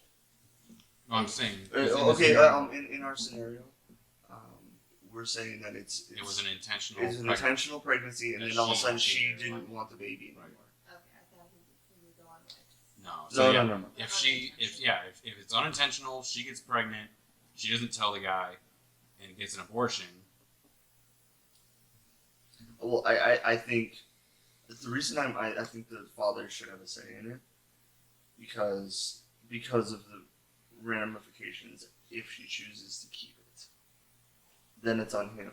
It's on both of them, right? Well, yeah. If she's okay, so yeah, so why if is she gets pregnant unintentionally, they get pregnant, and obviously she would tell him. And if so now we're flipping it. Now he wants her to get the abortion. She wants to keep it, right? Yes. So you're saying he should be able to overwrite her? No, not override it. Not override it. That's where I think a man should have a say and not the say. But his say is basically just his opinion. Yeah, because that's what goes on now. now. Yeah, it's what it is now. Like my view on it is, I would fine tweak certain things in regards to like how child support should be issued. So if we had that, yeah, then I'd be okay with that. But right now we don't have that, so it's like if I have sex with a girl and she doesn't want an abortion, I'm like I can't take care of the kid. I'm stuck with it. I have no choice. Well, no, because she could sign off. Yeah, she could sign you off and not make you liable for the child support. If she really wants a kid, and you don't want it, it should be viewed on certain things. So, for instance, the way I look at it is this: if you're in a relationship with the opposite sex or whoever that you can have a child with, whether you're a girl or a guy, and whether it's a boyfriend, girlfriend, or wife and husband, no matter the situation, if the girl deliberately like put holes in the condom or intentionally, tricked tried it, to get right. Then it's not on the guy. It's not on you because that was basically forced. But if they knew the repercussions, they were just not having sex, but he's not being protective, or they talked about having kids and they tried it, but one of them decided later on they don't want to try it anymore, but it's too late. She's pregnant. She finds out later. That's different. Then he's gonna help out with that. But if she forced it to happen, he's not allowed. Yeah, to that's not what I'm saying. and it happens all the time to like athletes and celebrities like that, where they'll just fuck some random chick because that's what they do because everyone wants to fuck them. They fuck them, and then they make sure that they get pregnant. They'll do crazy things about like either one keeping the semen in their mouth and like injecting it into a pregnant. That's actually happened before, or doing like whatever to get pregnant and be like, "Ha, I got you for some child support." Yeah, it's kind of fucked up, but again, it just depends on the situation. Oh, and that's kind of why I'm on the fence with that, because I do understand that, and I'm not me saying that. I don't want to be like, oh, I'm taking it away from the woman. No, not at all. I just want, as a man, I would want not a say, just to be able to, if I wanted the kid to at least be able to fight for the kid, even if I lose. Even at least just having that opinion, where I think a lot of people don't even want that opinion to be not heard or anything like that, just even allowed to be said. Well, I don't think that's true because that, like you were saying, that literally happens now. I think as far as the male say in it goes, is just voicing his opinion to his partner. Either I want to keep it or I don't want to keep it, and then they have that power to make that decision. They have a say in it because they're communicating with them if they are knowledgeable about it. Again, that's what we're talking about. If they know about it, they can voice their opinions to them, but that's as far as they can really go, because in the end, it's the woman's body, her choice to do what she wants to do. If she doesn't want to have the kid, she's not ready, she's scared, there's medical concerns in her history or something that she's worried about, and she just doesn't want to do it. The guy can't make her keep it. The guy can't make her get rid of it. So it's up to her. But the guy can decide whether to have to be a part, right? To be a part of the kid's life or not. That's what he. That's but what his. But I think I just push back that for the woman, it is, rest of her life or ends at a certain point. For a guy, it's if she makes even if she makes a choice I don't like, I have to pay for it. I have to deal with it. Not necessarily. Like if you don't want the kid as a man, you don't want the kid, right? Mm-hmm. But she does. So I'm stuck with my choice, but it doesn't seem like, and I would say most people are like the example we have. They're communicative, they're doing what they gotta do. No, Even if they don't know, they're like, hey, you might be the dad, so what? They let them know. That just, I would say it's common sense, but I'm more worried about the one-offs, I guess. The ones that are just crazy and yeah. I get that. I think that's where I'm like, I would want. But I wouldn't base a whole law or ruling about it. No. Based on those This cases. isn't a law or ruling, not at all. I'm saying. I think the male should have more of a say in it, which would be yes, culture. law. I meant as like culturally. I think just as You like, can't enforce cultural. Exactly. No. I just think culturally we should have the male have more of a say. Not law. No. But how much of a say though is what I'm saying. Oh no. Her say, it's her body, her choice. That's where we're at right now. Yeah. So I'm not understanding what you want to change because we're already there. I think what he's trying to say is he wants it to be more socially accepted compared to not. Socially accepted for the male to have an opinion. Yeah. Because I would say right now it's not. It's. No, you could. Okay, so I think the issue that people are having with saying, "Oh, men stay out of it," they're talking about like the lawmakers and people making the laws. They're not talking about the person that knocked them up, because if it's a healthy relationship, they're obviously going to know what that person wants and doesn't want. Mm-hmm. So they already have that communication. That person, that the male will have a say as far as in the woman's mind knowing what they want. They can say, "Oh, I want this" or "I want that." The woman knows that and then makes their decision with that in mind, knowing whether one, that's going to piss him off, or two, it's going to make him happy. They're going to make that decision, and that's as far as his opinion and his say can really go. I think when they're saying, "Oh, men should stay out of it," they're talking about like lawmakers and people that don't have it and don't go through it and don't understand it, or maybe not. They understand it to a degree, but they're not the ones going through it, being like, "No, you can't do this. No, you can't do that." Well, why not? It's my fucking body. I should be able to. If I don't want it, I should be able to not have it. I think the median in between both your guys' views on it would just simply be like. But I don't think we're disagreeing. I think we're just saying I think Dan assumed that I meant law, and I don't.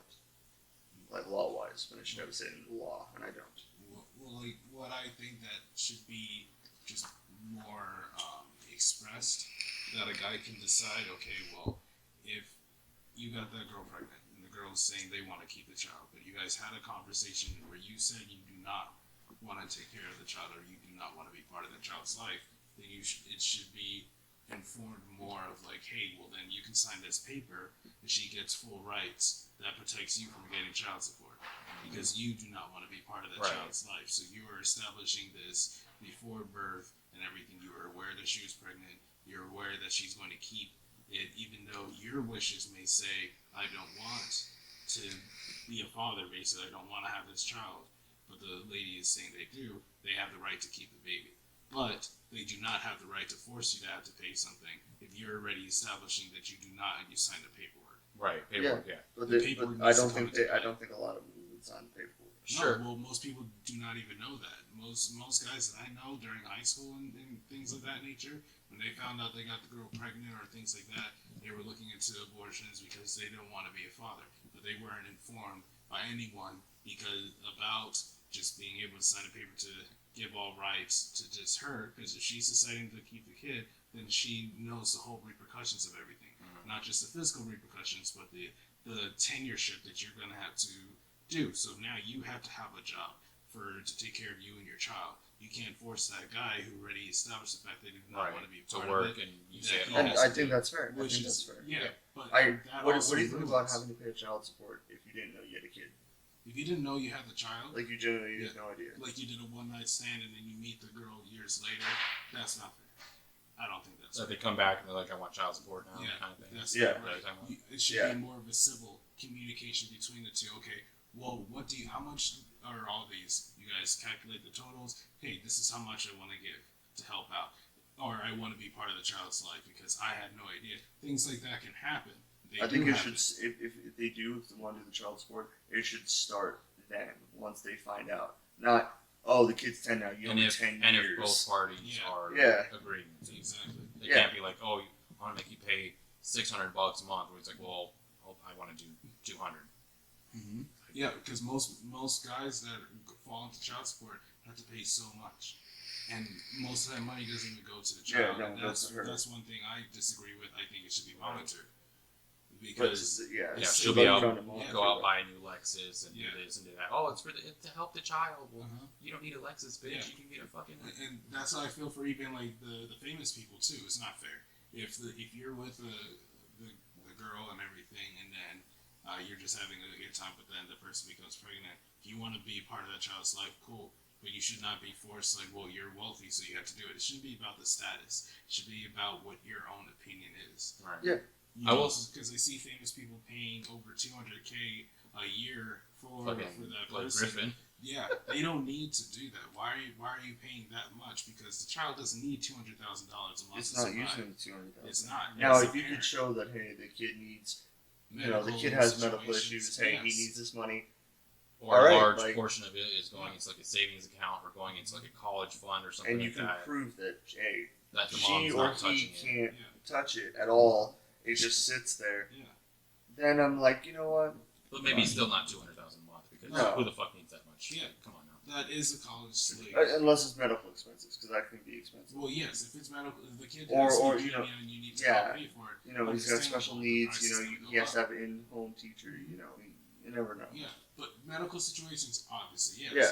But if in just general, because I had that happen in my life. My dad was, sending money to my mom, every month. It wasn't by a court. It was because he was sending money on his own accord because he wanted to help you guys. Yeah, he was always traveling. They may have separated, but his job always had him traveling, so he couldn't see us, and he lived somewhere else.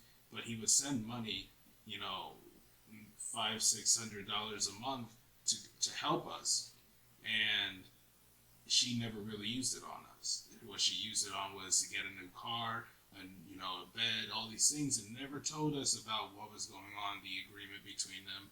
He was expecting, her. He gave her $1,200 to buy us bunk beds because we needed beds. We were just on the floor on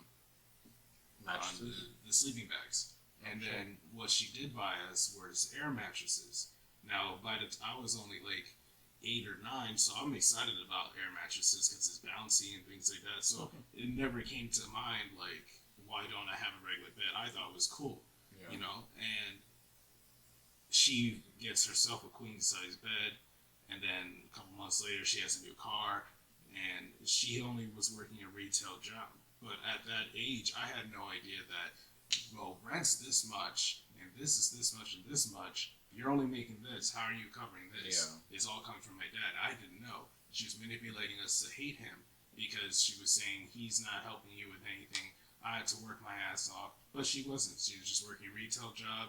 It was sometimes part-time. The rest of the time she was out with friends and other guys. Mm-hmm. So, what she would bring home is Burger King, which was cool at first, but then once you get tired of it and you realize this is just full malnutrients that I don't need, there's all these things that can happen that is overlooked by the government. Yeah. If my dad was to finally take her to court and be like, this is what she's doing, these are records of what I've been giving her for the past 2 years, but yet she's using it on all these, These are the pictures of the boys' rooms. No bunk bed, nothing is here. These are the text messages that show, and they have every single record. They are in the right, morally and legally. But yet the government will overlook it and just be like.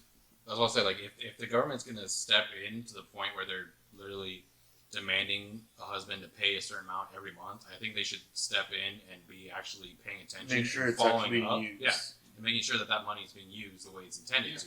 Because otherwise, why does this guy have to pay this much if it's not going to what he's paying it for? Like, that's ridiculous. There should be somebody like a child protection agency or somebody who comes to the house every month or That's whatever what CPS and is checks kinda in and supposed says, to "Hey, do. what's up?" You know, That's kind of what they're supposed to do. yeah. Like, but they're so swamped, and sadly, that's so And sad. a lot of false cases Yeah. too. Yeah, false cases, Having my so brother. swamped with everything. Yeah, dude. False CPS and my brother, that shit was fucking nasty. Mm-hmm. So like my little brother tried to call CPS because he was upset of the fact that he wasn't allowed to do something, and that is what's also sad is that back then when we were all kids, if you got hit for doing something wrong, for truly doing something wrong, not just because of wrong or unfortunate things, but because you did something wrong as a reprimandation, it was okay. But nowadays, if you do it, it's to a huge extreme about it. But at the same time, I understand certain viewpoints on it. But if it's like the kid is literally doing something extremely wrong, but there's no medical situation that's causing him to be like that, he's just being a really bad kid, and the parent decides to give a quick smack on the bum, that is okay. But if it's more than that, like true abuse, then by all means no. But like it's just really weird. There's so many different views on things that it conflicts in a way. Like with food stamps. What do you guys think about that? Do you think that people should be monitored with what they're using their food stamps on? Because there are limitations. There are certain things you can't buy with food stamps. But personally, I think they should be monitored. I don't. I'm not one of the people that's like, oh, they shouldn't be allowed chicken. They shouldn't be allowed. I'm not one of those. I think they should be allowed. Hey, you're $200 in food stamps. You buy whatever you want. If you want to get $200 there are people that steak, are like, they're like, oh, you can't have chips or soda. I'm like, you get chips, and they're like, oh, well, I work for it. I'm like, but so they have to change their diet completely because I'm like, and those are comfort foods, which somebody who has food stamps probably would want a lot of comfort food because they're probably not in the best situation. Yeah. So yeah, why take that little enjoyment, even But though it's not the healthiest? You know, it's an enjoyment. It's a not delicacy, but it's a kind of is. I would say, like, there's a fine line with that. Yeah, food stamps are such a low budget item. They're like, oh, it amounts to a lot. I'm like, yeah, but what are we gonna do? Like, there's genuine people who need that money. So do you think food stamps? Do you think they could buy like necessities like diapers, toilet paper, soap, shit like that? I think that's what it should be for. Yeah. Because all right, if someone's on food stamps, what are we trying to do? We're trying to get them to not be on food stamps anymore. That's the goal, right? Mm-hmm. Them getting toiletries, them getting toothpaste, toothbrush, deodorant, shower equipment. That could help them get a job and get off food stamps. Hell yeah, I'm willing to pay for that. That gets them off the next month. That saved us that month's money. Yeah, it's either pay $15 for that crap or another $200. If that's where I get to, like, if you're a fiscal conservative, that's right up your alley. That's what you want. That's saving $185. Like, well, with food stamps, it's, for instance, I used to work at a CVS, right? Mm-hmm. So I would have to bring people up, and eventually we started accepting food stamps. Now, by the government, there are certain things that they can't buy. They can't have like tobacco, alcohol, stuff like that. You can't buy those, which makes sense. You don't need that. But the thing is like, I've seen some parents, they would come in, and their kid looks like their kid should have some actual healthy food, like the kid's huge and things like that, because of the obvious dietary situation. But yeah, and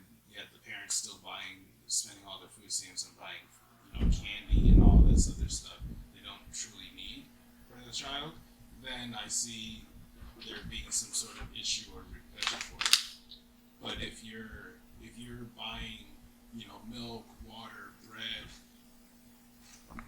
if you're buying milk, water, bread, or anything of that nature, then that's what it should be. It's to get the nutrients that you need to survive, not the nutrients that you do not need. And I would agree with that. I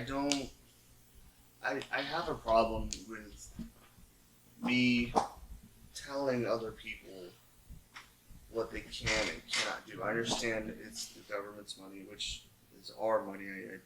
That's actually probably poor phrasing, government's money. No, it's my money.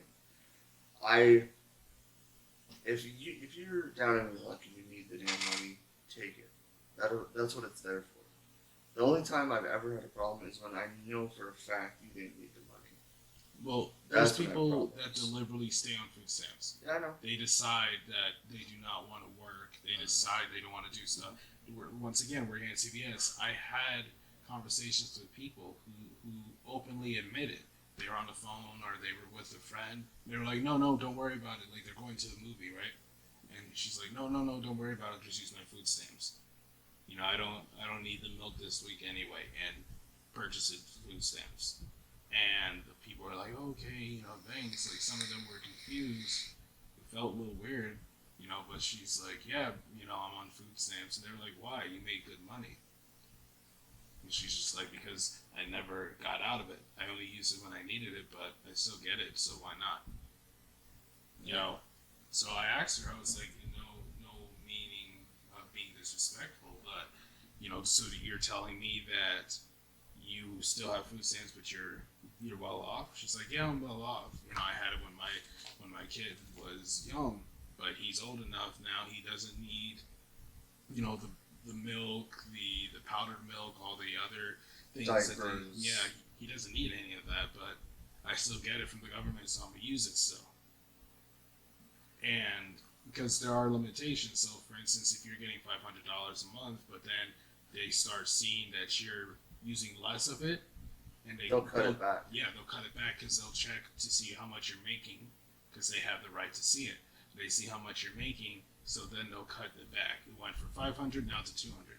But let's say you lost your job, and now you need that 500 that you were doing before. They may not give it back. You'll stay at 200 because they're going to expect you to be able to find another job equal to that amount, which may not be the case. It could have just been a very good luck streak, but they will change it. So there's a lot of things to it, but I think it should truly be for the necessities, and it should be monitored more, because there are people out there that abuse the system in regards with it. And I understand why it's not monitored more. You know how hard that would be to How many people are on that jobs. shit? There you go. You got more jobs right there. You can hire more people to look into Can you it. afford it though? That's another government job, though. I think we need to government try could and. definitely afford it. I think we need to try and limit those, though. They don't want to. I was gonna say another thing that I heard a while back. I don't know if it's still the case, but my cousin who lives in Chicago was telling me that he knows a lot of people that get food stamps And sell them? and that they don't even try to get a job anymore because they're getting more in food stamps than they would be for like It's minimum true. wage in It's true. Chicago. Either more than or like the same amount. Yeah. Like why would I go get a job when I could just sit at home all day and get the same amount as if I went and got a minimum wage job? Like, I'm just gonna do this. And that's literally what they do. I know people that have gotten, like, from work and stuff. I know people who have gotten food stamps and they were making like almost $1,000 in food stamps, right? Because the amount that you get can be randomized. It always from a minimum amount that you can get to as high. Most people do minimum, but sometimes you can be lucky and get a little bit more. I know people that deliberately make sure they only get part-time jobs or temp jobs or whatever, so that way they can keep their food stamps. So they're making a lot of money from their food stamps, because let's say they only spend about $400 or $500 of it for food and things like that, but then the rest they sell it. They're making money from there, and then their part-time job literally only goes to rent or a car payment. and Everything else, TVs, yeah, new clothes. yeah, so they have more time off. They don't have to work as hard. They can get an easy job. You know, they're happy about it, and that's why people do it. And I understand that's smart in a way, but when you're looking at what it's supposed to do and be for, like more morally wise, that's wrong. Yeah, it's not what it was intended for, and I feel bad genuinely for the people who need the money, who need those funds, and are not going to get it because someone else ruined that lot for them. And I think that's despicable. And I mean, I understand on the right, they want to cut back food stamps, they want more people working. That's a good idea. But I do also understand on the left where they're saying, hey, there's struggling people here. There's a lot of poor people that do need the work, and I'm in the middle on this one where I think that not both of them are right or wrong, just that it's a problem. It's an issue. And I don't think wanting 100% like usage, like correct usage, that's a great want. Will it ever happen? Probably not. There's always corruption in the system. Yeah. And Damn deep state. but we should, as much as possible, cut it down. That's where I go. I agree with that for the most part, but I think that the fact that as citizens and everything, I think that we've been fucked over so many times by the government, and they just get away with anything. That if we're screwing them over here and there for child support, in the grand scheme of things, it doesn't really add up to how many times they've fucked us over. So I'm not losing sleep over it too much, honestly, because the amount of times that they've used our funds for stupid shit, for paying for fucking economic secretaries to fucking do this or do that, or fly privately and do all the government waste with our taxpayer money, like in the grand scheme of things like this. Countries that don't need it. Sure, whatever it is, like all the spending that they do, and then for them to crack down on us for $200 a month, like go fuck yourself. That's like when shit hits the fan in Washington. The first thing they do, they start talking about social programs, so like Social Security and shit. Oh, we're gonna have to cut back. It's like, really? Yeah, the thing that affects us. Yeah. Exactly. Mm-hmm. Thing that we've been paying into ever since we got a job. That we'll never see. That Our we'll never generation see. will never see. Yeah. We're the first generation That's the first that thing. will see it. That's the first thing that gets cut. Great. Go fuck me. Yeah. Right.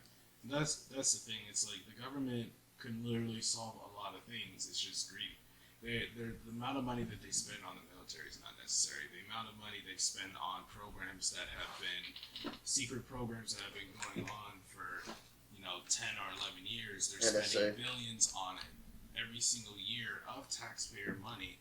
But those billions can go to a lot of different things, whether it goes towards like healthcare or education or the water in Flint, Michigan, maybe. Yeah, we don't have clean water. We're supposedly the greatest country on the planet. There's people that can't drink out of their own freaking faucets. Yeah, there's so many things that the government can fix and do to literally solve all these problems, yet they don't see it. They have all the money right here, but they're like, well, we need your guys' money. No, you have all of it right there. You're just spending it wrong. And I don't think it's... See, that's where I can't be a Democrat. I can't be a Republican. Because I think they're the problem. I don't even know if a third party would even solve it. I think it's just not corruption in the system. Well, yes, corruption in the system. But just inherent degradation of the system. And I think that's wrong because we need a better system. I mean, is America great? Yeah. I think America's great. Could we do better? Again. Of course. Is it great again, brother? MAGA.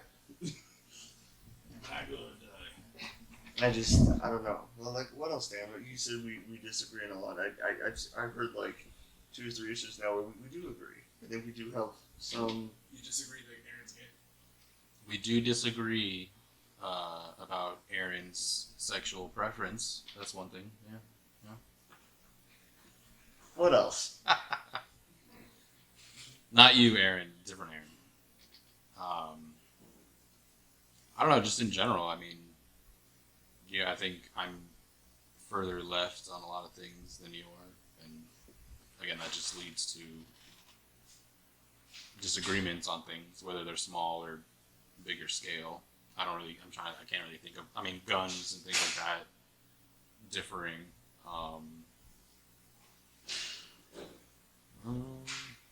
I think we would agree on gender stuff. Gender stuff. How many genders are there, Dan? 2. There you go. We agree. Okay. Again, if people want to do whatever makes you happy, right? Like if you want to believe it, but I don't think like it's right for everybody just to assume that people who have grown up their entire life and there's scientific evidence saying there's 2 genders to just all of a sudden, you don't think there are, so I'm just going to change my entire belief system to fit what you're saying. Yeah, I don't think we it's should right have to do that. Evidence. And do I think there's some transgender people? Do I think there's actually some? Yes. Do I think the percentage is as high as people are saying? Hell no. Because if they're white, like, we've had transgender people have been around since the dawn of time. If they were that high as they say they are, and it's not, that's another problem. It's not the actual transgender people saying like, hey, you know, we want this, we want that. It's the people getting mad on their behalf, I would say.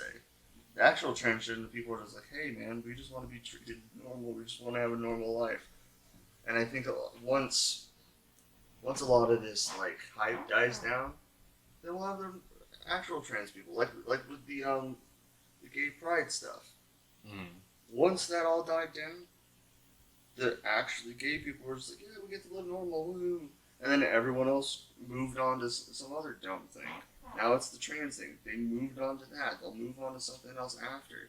And then the actual trans people, the actual people who I think deserve our help, well, we should give it to them. Not like the people who are genuinely like, hey, this is what's going on. You know, I've been to the doctor. I've been to the psychiatrist. This is what's happening. We should help them. Help them in what way? I think if they want the reassignment surgery, they should be able to get it at their own cost or their insurance. Isn't that what it is now? No, Sometimes it's covered by by government. laws. Oh, Like, really? If you're in the military, you can do the change and it's covered. Hmm. You know, so I think that should be. I think it should be covered though. That's an exception I have By insurance or by the government? by the government. why- But I think if you're active duty, no. well, yeah, Or you should have to join wait. If you join the military and You're there to do a job. Huh?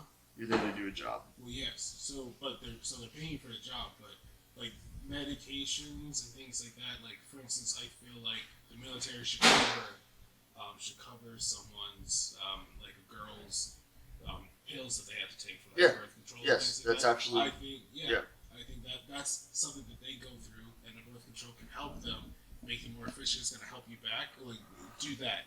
But for the military to pay for someone who wants to switch. If they want to switch after they get out of the military, perfectly fine with me because they still signed up. They served their time. They get the same privilege of the VA. Privilege, air quotes, of the VA. No, but what I'm saying I think is that's okay. it should be covered to a certain amount. Maybe not all of it. So, for instance, there are people out there who lose limbs and things like that from the military. Sometimes it's not fully covered. And that's wrong. Yeah, that's wrong, right? Because of mutilation that happened It should while be they're on the covered. battlefield. That should just. But a guy running into the battlefield and then they are screaming that no, I want to be a girl now. That's not something that's truly affecting their work. They're deciding to do that. Does that make sense? Yeah. A girl can't decide to stop the bleeding. That's going to happen. Or to regrow a limb. They should not be having to pay a little bit higher taxes on pads and tampons. That shit should be for free, honestly, Yeah. I think. I think we spoke They should about have a this generic before. version that could be for free, and then if you want the extra Birth stuff, then you control have to pay and for it. pads and things should be covered by your insurance. Mhm. That's a medical issue. But doing a switch, that's expensive. A change, Yes. that's expensive. So if It's time consuming. it is. It's surgical costs. Yeah. Hormones. Hormones being off of work, for some FMLA for a little bit To to heal. recover and all that and get used to it. Okay, physical therapy, all these different things. All right, there And then should that be should a be certain after. amount. Yes, after or before active duty, fine. They may prolong your active duty until you're fully transitioned and comfortable, and you're able to do the tests, the physical testing. Still cool, but I don't think it should be fully covered. A good percentage should be covered. I would say like 60-70% would be fine with me. If you can pay the rest of it, by all means, we'll cover it. Because at the end of the day, you still fought for the country, and You still deserve the privilege. You deserve the privilege to still be able to get assistance with your medical situations. But first and foremost, women should be able to all their birth control and pads should be covered, or at least a generic version should be covered by the government. But then if you want a special one, then there's gonna be a copay, or you gotta assist with that, because if you want the triple padding with the fucking encrusted shit, Lemon scented. then you gotta pay for that. That's different. You pay for your own rims. Mm-hmm. Exactly. You pay for that. You don't need to go full deep state and get everything covered. So that's what I think in regards to that. But everybody's different with that view too. I personally would want the people who genuinely have those issues to be helped, because I think that's better for everybody, and not the people, like I said, who are just the I think it's called the trans trenders, the people who are just That's fancy. who are just part of the movement right now. I'm like, no, I want the actual people who are Do you having. mean they want to do a change? No, they just want to say they are Oh. because it's popular right now. Well, yeah, they can say that. I think So that they can hot say right now. right. They can say they are, but they can't get covered for. Oh no, I'm saying they're hopping on the bandwagon. They were before this, they were gay or lesbian, they were bi. Now they're trans. Now next is what other kin. Now they're other kin. I mean, anybody I see who's that happen for girls a lot too. The girls are usually the ones that are the trans senders or whatever you said. trans trenders. Yeah. I mean, if somebody's gonna go through with the actual surgery and all the Then I believe them. Yeah. Just go in debt for it, go into the pain, the social stigma, all of that. Just just the you clearly fully believe that Yeah. this is okay. Mm-hmm. But again, I mean, don't transgenders, for the most part, believe in two genders because they're going from one to the other? They actually usually they do. Yeah. Okay. It's just the It's other everybody kid, the everybody else. non-binary. Yeah, it's Other everybody else pushing their whatever the stuff hell on.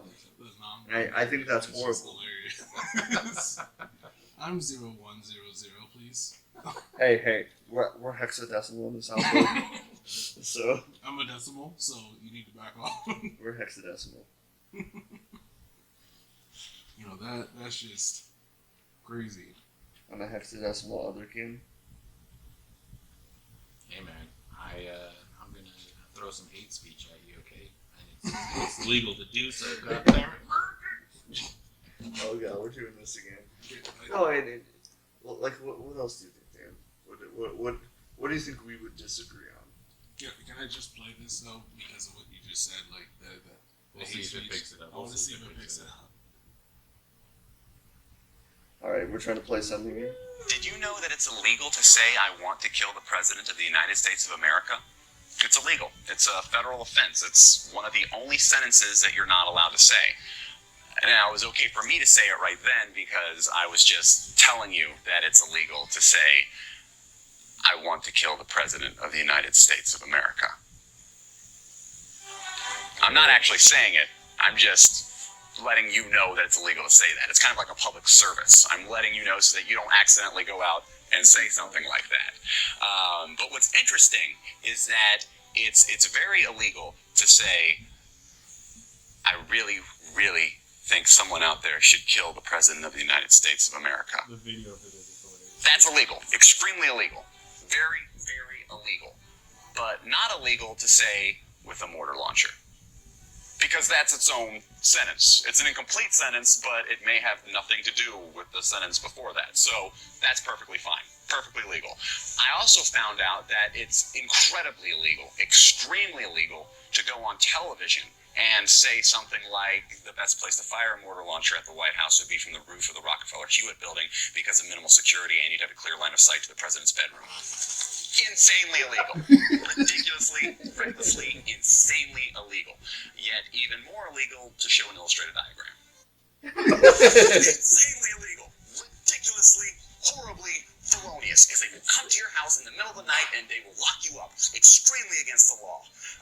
One thing that is technically legal to say is that we have a group that meets Fridays at midnight under the Brooklyn Bridge, and the password is Six Semper Tyrannis. Six What's the what are Semper they called? Tyrannis. Kiki. I used to listen. They had a TV show. What are they called? This is I remember. I used to watch them.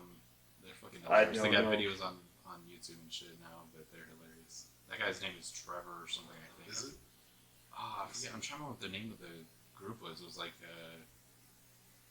The whitest kids you know. yeah, the whitest kids you know. Yep. That shit was great. Extremely illegal to say the best place to shoot a mortar launcher is on top of the Rockefeller building because there's low security and a clear sight to the president's bedroom. But he's able to say that, Right. you know, because he said the prefix before he said the full sentence. Are we back to the hate speech? That's basically it. Oh, Right jeez. there. Like right. that's We the did an loophole. hour of hate speech. Like, Gone full circle. what else, Dan? Any? We talk about hate speech. We talk about food stamps. Yep. We talked about food stamps. Didn't think that would happen on the podcast, but when Shawn's gone, hey. Hey, this is the NonCast. No rules, no rules. Well, I mean, there's not really rules in general. The GinTech has taken over the podcast. We have those radio segments. When Shawn is away, the boys will play. Oh jeez, whoa. Yeah, and a gay porno coming out September 14th. Thank you. That was like a couple days ago. Shh, they don't need to know that. I guess, I mean, yeah, it depends on when we... Actually, no, this... They don't need to know when we're recording this. Yep. It's Saturday. Well, technically Sunday. 2000. 2018? Yes. You just stopped at 2000 and just Exactly. Just gonna say that the I was Cardinals trying to play make the sure this tomorrow. podcast would be able to go in perpetuity. They would always know it's in their year.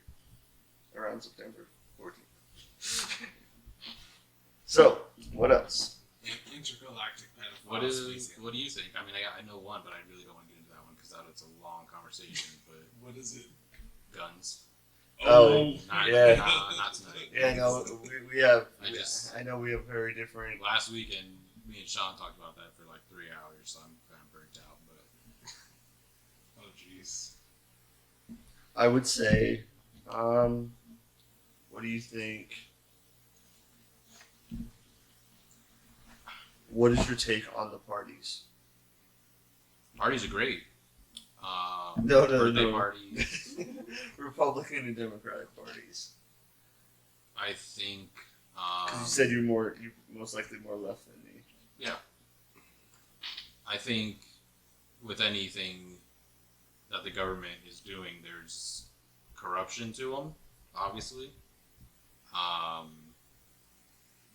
Even the Democratic Party themselves will pander to what they know it will get them elected.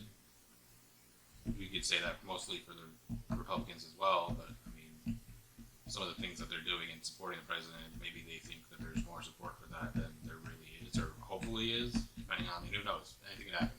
Maybe everybody's like, oh, there's no way he's going to win. Oh, actually he does, because there are actually people that actually truly believe that, enough to get him elected again, but, again, they're what this country's built on. They've been there forever. I don't think we'll get rid of them. You disagree with a lot of it, but I mean, at the end of the day, find whichever one fits best with your beliefs and Or none. support them. Huh? Or none. Or none what? Or neither party. Or yeah, if you are more independent or you're more whatever, the Green Party and everything, if you want to go that route, hey. I just say that because I think a lot of people get sucked into one or the other when they don't realize I have a choice of my own. You know what I mean? Sure, a choice that, again, in today's day and age, Almost doesn't you're matter. just voting for third place. That's a sad reality, but that's how it is because they don't have enough funding or support But to really. I think a lot of people right now would rather vote for third place than vote for the first two. I mean, look at our last one. That was a joke. Yeah, Like that's the best America had to offer on either side. Wow. It wasn't, but that's what we were left with. I'm talking the final two, not the primaries, not Bernie Sanders, not any of that. Just the final two. Like that's No, that's what I'm apparently talking about, that's apparently the best we had to offer. It isn't. Wow. But that's what we. Yeah, Like, That's what we said. yeah, that's I can. and that's you said an interesting word right there. You said that's what we decided. I have When I mean 0 we- degree of confidence that we decided. When I mean we, it doesn't mean, I'm talking about like electoral college. The royal we. Yeah, the extra we. The Nintendo Wii. Yeah. But no, like I could literally walk into a Denny's and throw a rock and hit somebody more qualified than we have knowledge right now. So Probably like Denny's at like 3 a.m. too. So not that's a whole different crowd. Like Yeah, that's a that whole crowd, different they're crowd. sober. They can MAGA. Oh, okay. Let's say Trump builds the wall. No, please. And Let's say Trump builds the wall. all Mexicans are flying above it. Okay. No, yeah, that's what I was about to ask. Do you think Jetpack. that's going to be remotely effective at all? jetpack over that bitch. Like, It's not going to I be effective. think it's. I don't think it's It's going to be effective at honestly all. I more think it's just going to be a nuisance. giant graffiti. Well, Like- it's more of a nuisance to the American people because the border actually cuts through a lot of people's yards. Yeah, So, I heard about that. So if you're Yeah. going to be building a wall, you're going to be basically taking part of their property. And you know what's They funny? took our The space. wall is going to be built on American soil, so Yeah. we're going to have less land that we can use. Yes, they're Thanks. taking back some of their land. Yeah. They're just like, Yeah. And pay for it with our taxes. Yeah. Yeah. There's no way in hell Yeah. Mexico will ever pay for Mhm. that. The top ways As- that they're actually they- coming in they- is from visas from coming in here, or actually fucking flying to Canada because they don't need to have a visa to go there. They just need a passport. I was just going to They say, can think go about there it and from come straight down. think about it from Mexico's side. They're like, wait.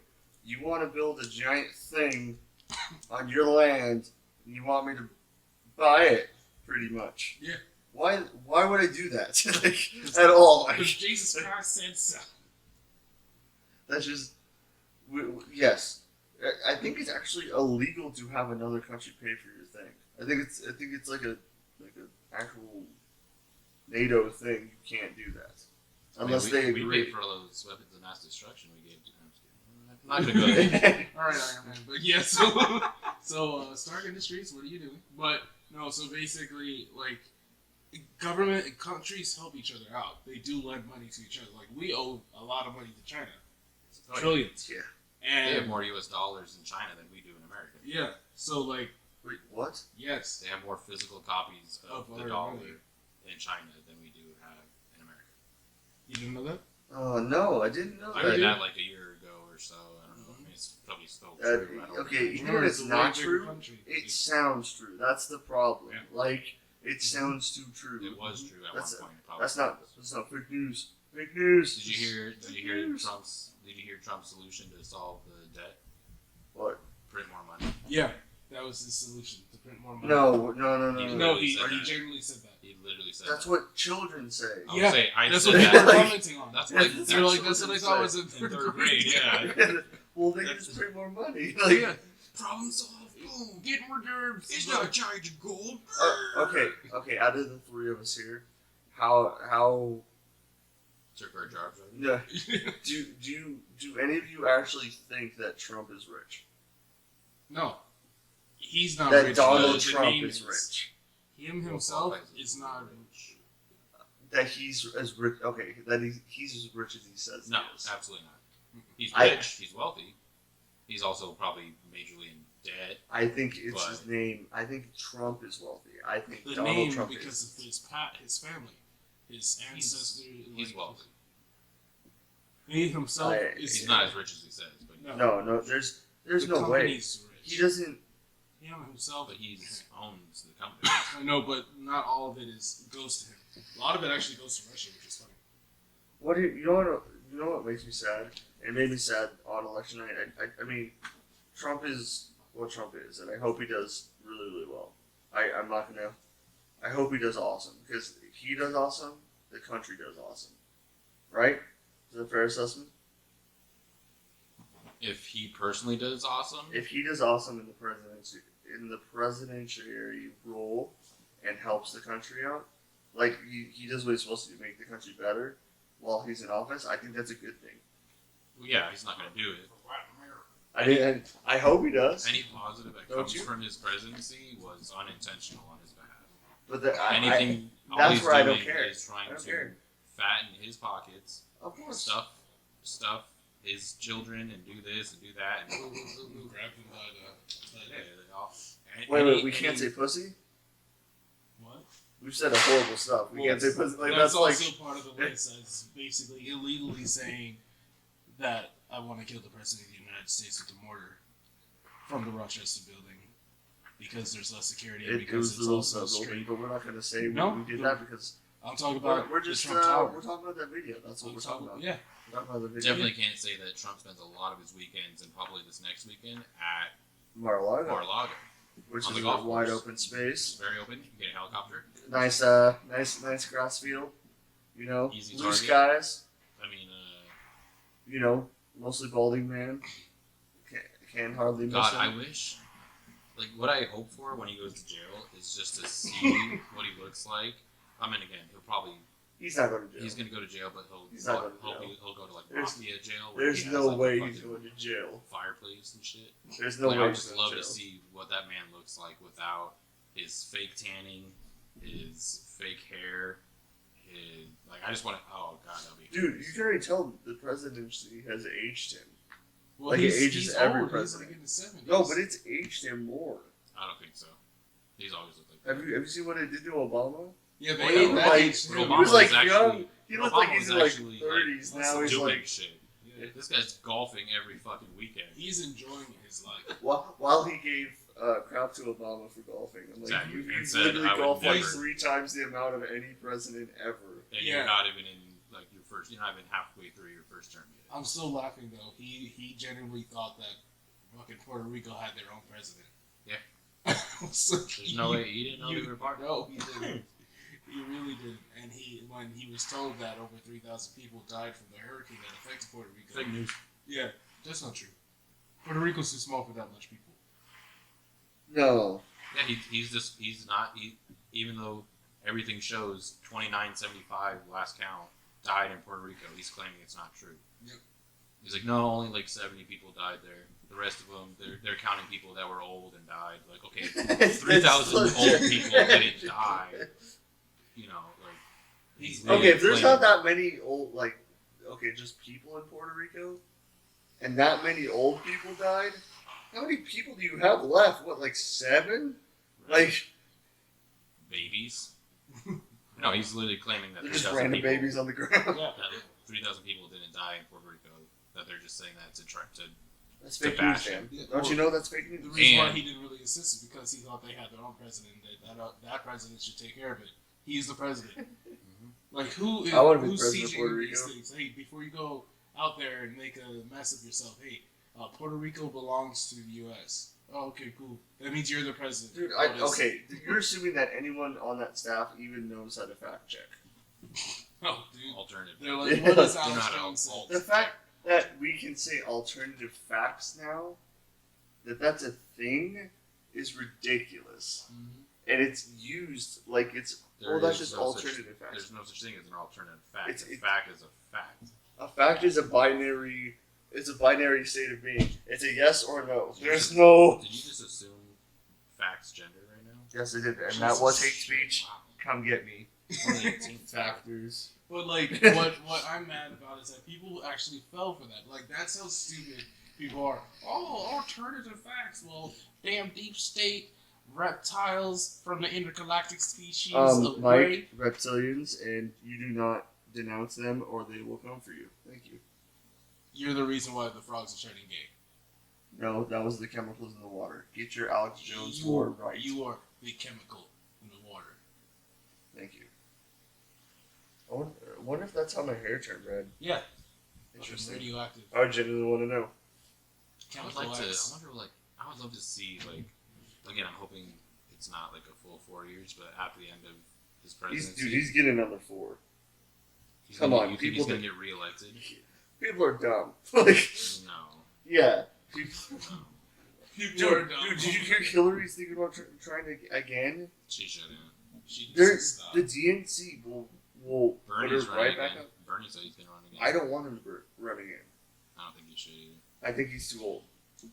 Well, so is Trump. Yeah, dude. But I'm not saying I want Trump to run again. I'm just knowing he is, and he's probably going to get another 4 years. Nope, I don't think so. But I'm saying at the end of his But presidency, if we don't have anything like anyone good coming up, what's to stop him? because a lot of the country will vote for literally a fucking shoe over Donald Trump. I don't know. I don't think so. I would. Most of the people No, that I want that. didn't I want that actually one vote guy last with time. a boot on his head. Oh. Vermin Supreme. Vermin Supreme. Supreme. You're damn right. Vermin Supreme. He's for What was everyone. it? 2022? 2020. Wizard. Vermin 2020. Supreme 2020. What, Vermin what if Supreme. it's Kanye versus Trump? What the fuck are we gonna do? Kanye Shoot would become ourselves, the vice hopefully. president.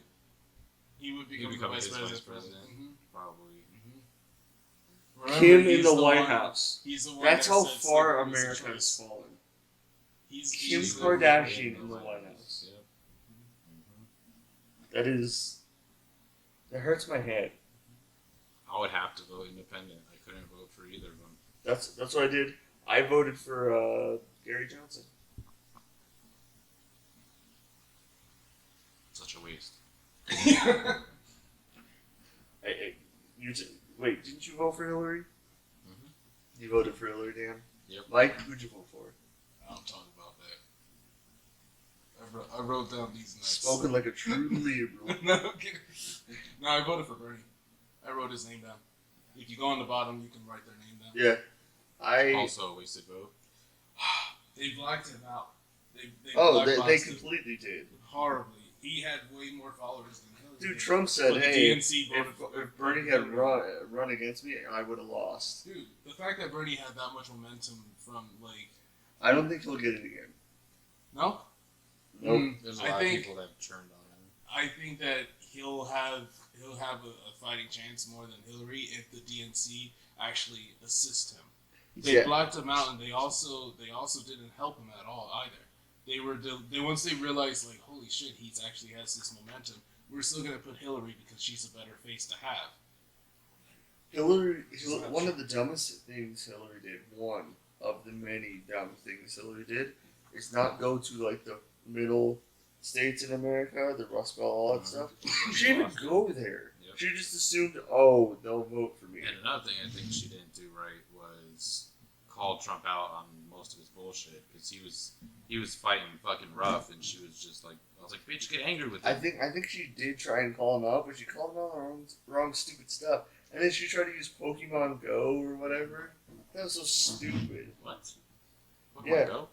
She's like, I want you to Pokemon Go to the polls. Oh, Jesus Christ. She was trying to pull like, fellas. things from Obama's book because Obama was good with the youth. He was hip, hip with the cool. kids. Yeah, Dunking on people. but he's also young as a president, and that's the thing. So like Hillary was trying to do that, but when it came with Hillary's like trying to 900 years transition. old. yeah, I'm surprised the type of vampire she is. It doesn't sparkle. well the thing is like she should have been aggressive too, because that's what Trump's people love. They love that he was aggressive. I have a question for both of you. Name one thing that Hillary's for. Women. Whamming. Dude, she literally said the Respect, true victims of World War II was women. Not the men who were fighting. Like, I mean, she's thinking as like a psychological, maybe not even psychological, but like they did suffer a lot. With everybody gone, they had to kind of like pick up the pieces. And everyone kinda, was gone being blown up. Like, sure. like, I wouldn't put them number one, but I mean, but they're she still did. Like, yeah. name one thing she was for. Women. Women's rights. Abortion. Gun law changes. Dude, she wasn't for even gay marriage until like 2013. Yeah, she changes. Most politicians weren't. Yeah. When they were like, "Oh shit, this is staying." Because that's okay. not what was popular. They're gonna change depending on what will get them elected. Of course. I think that comes with the territory. But I couldn't, like, me personally, I couldn't believe a word she said. Any of it. That was garbage. It was I like believed a little bit. I mean, I didn't love her as a candidate. Everybody knows, like, I regrettingly voted for her, but I just thought she was the lesser of two evils, and she at least had experience, at least knew what the fuck, for the most part, she was doing when she got in office. I thought she'd kind of just be like a watered down Obama, and I was fine with that over this psychopath that we have now. That's why I voted for her. Hey. What you looking at, Mike? Oh, just going through things. Yeah. So, alright, unless you guys have something else to say. What do you think about the deep state, Tyler? Oh, God. Deep State, Deep state. I think them, the Illuminati, and the reptilians need to get their shit together. They either need to work together with the Greys, or they need to get the fuck out. Just That's what I hurry and think. drop the nukes. Kill us all. Alright, guys, well, I think that wraps it up here. Thank you for listening. Shawn should be back next week. Unless he's not, then he'll probably be back with me or Dan, helming this ship. But again, I do thank you for listening, and have a great rest of your night. Bye-bye.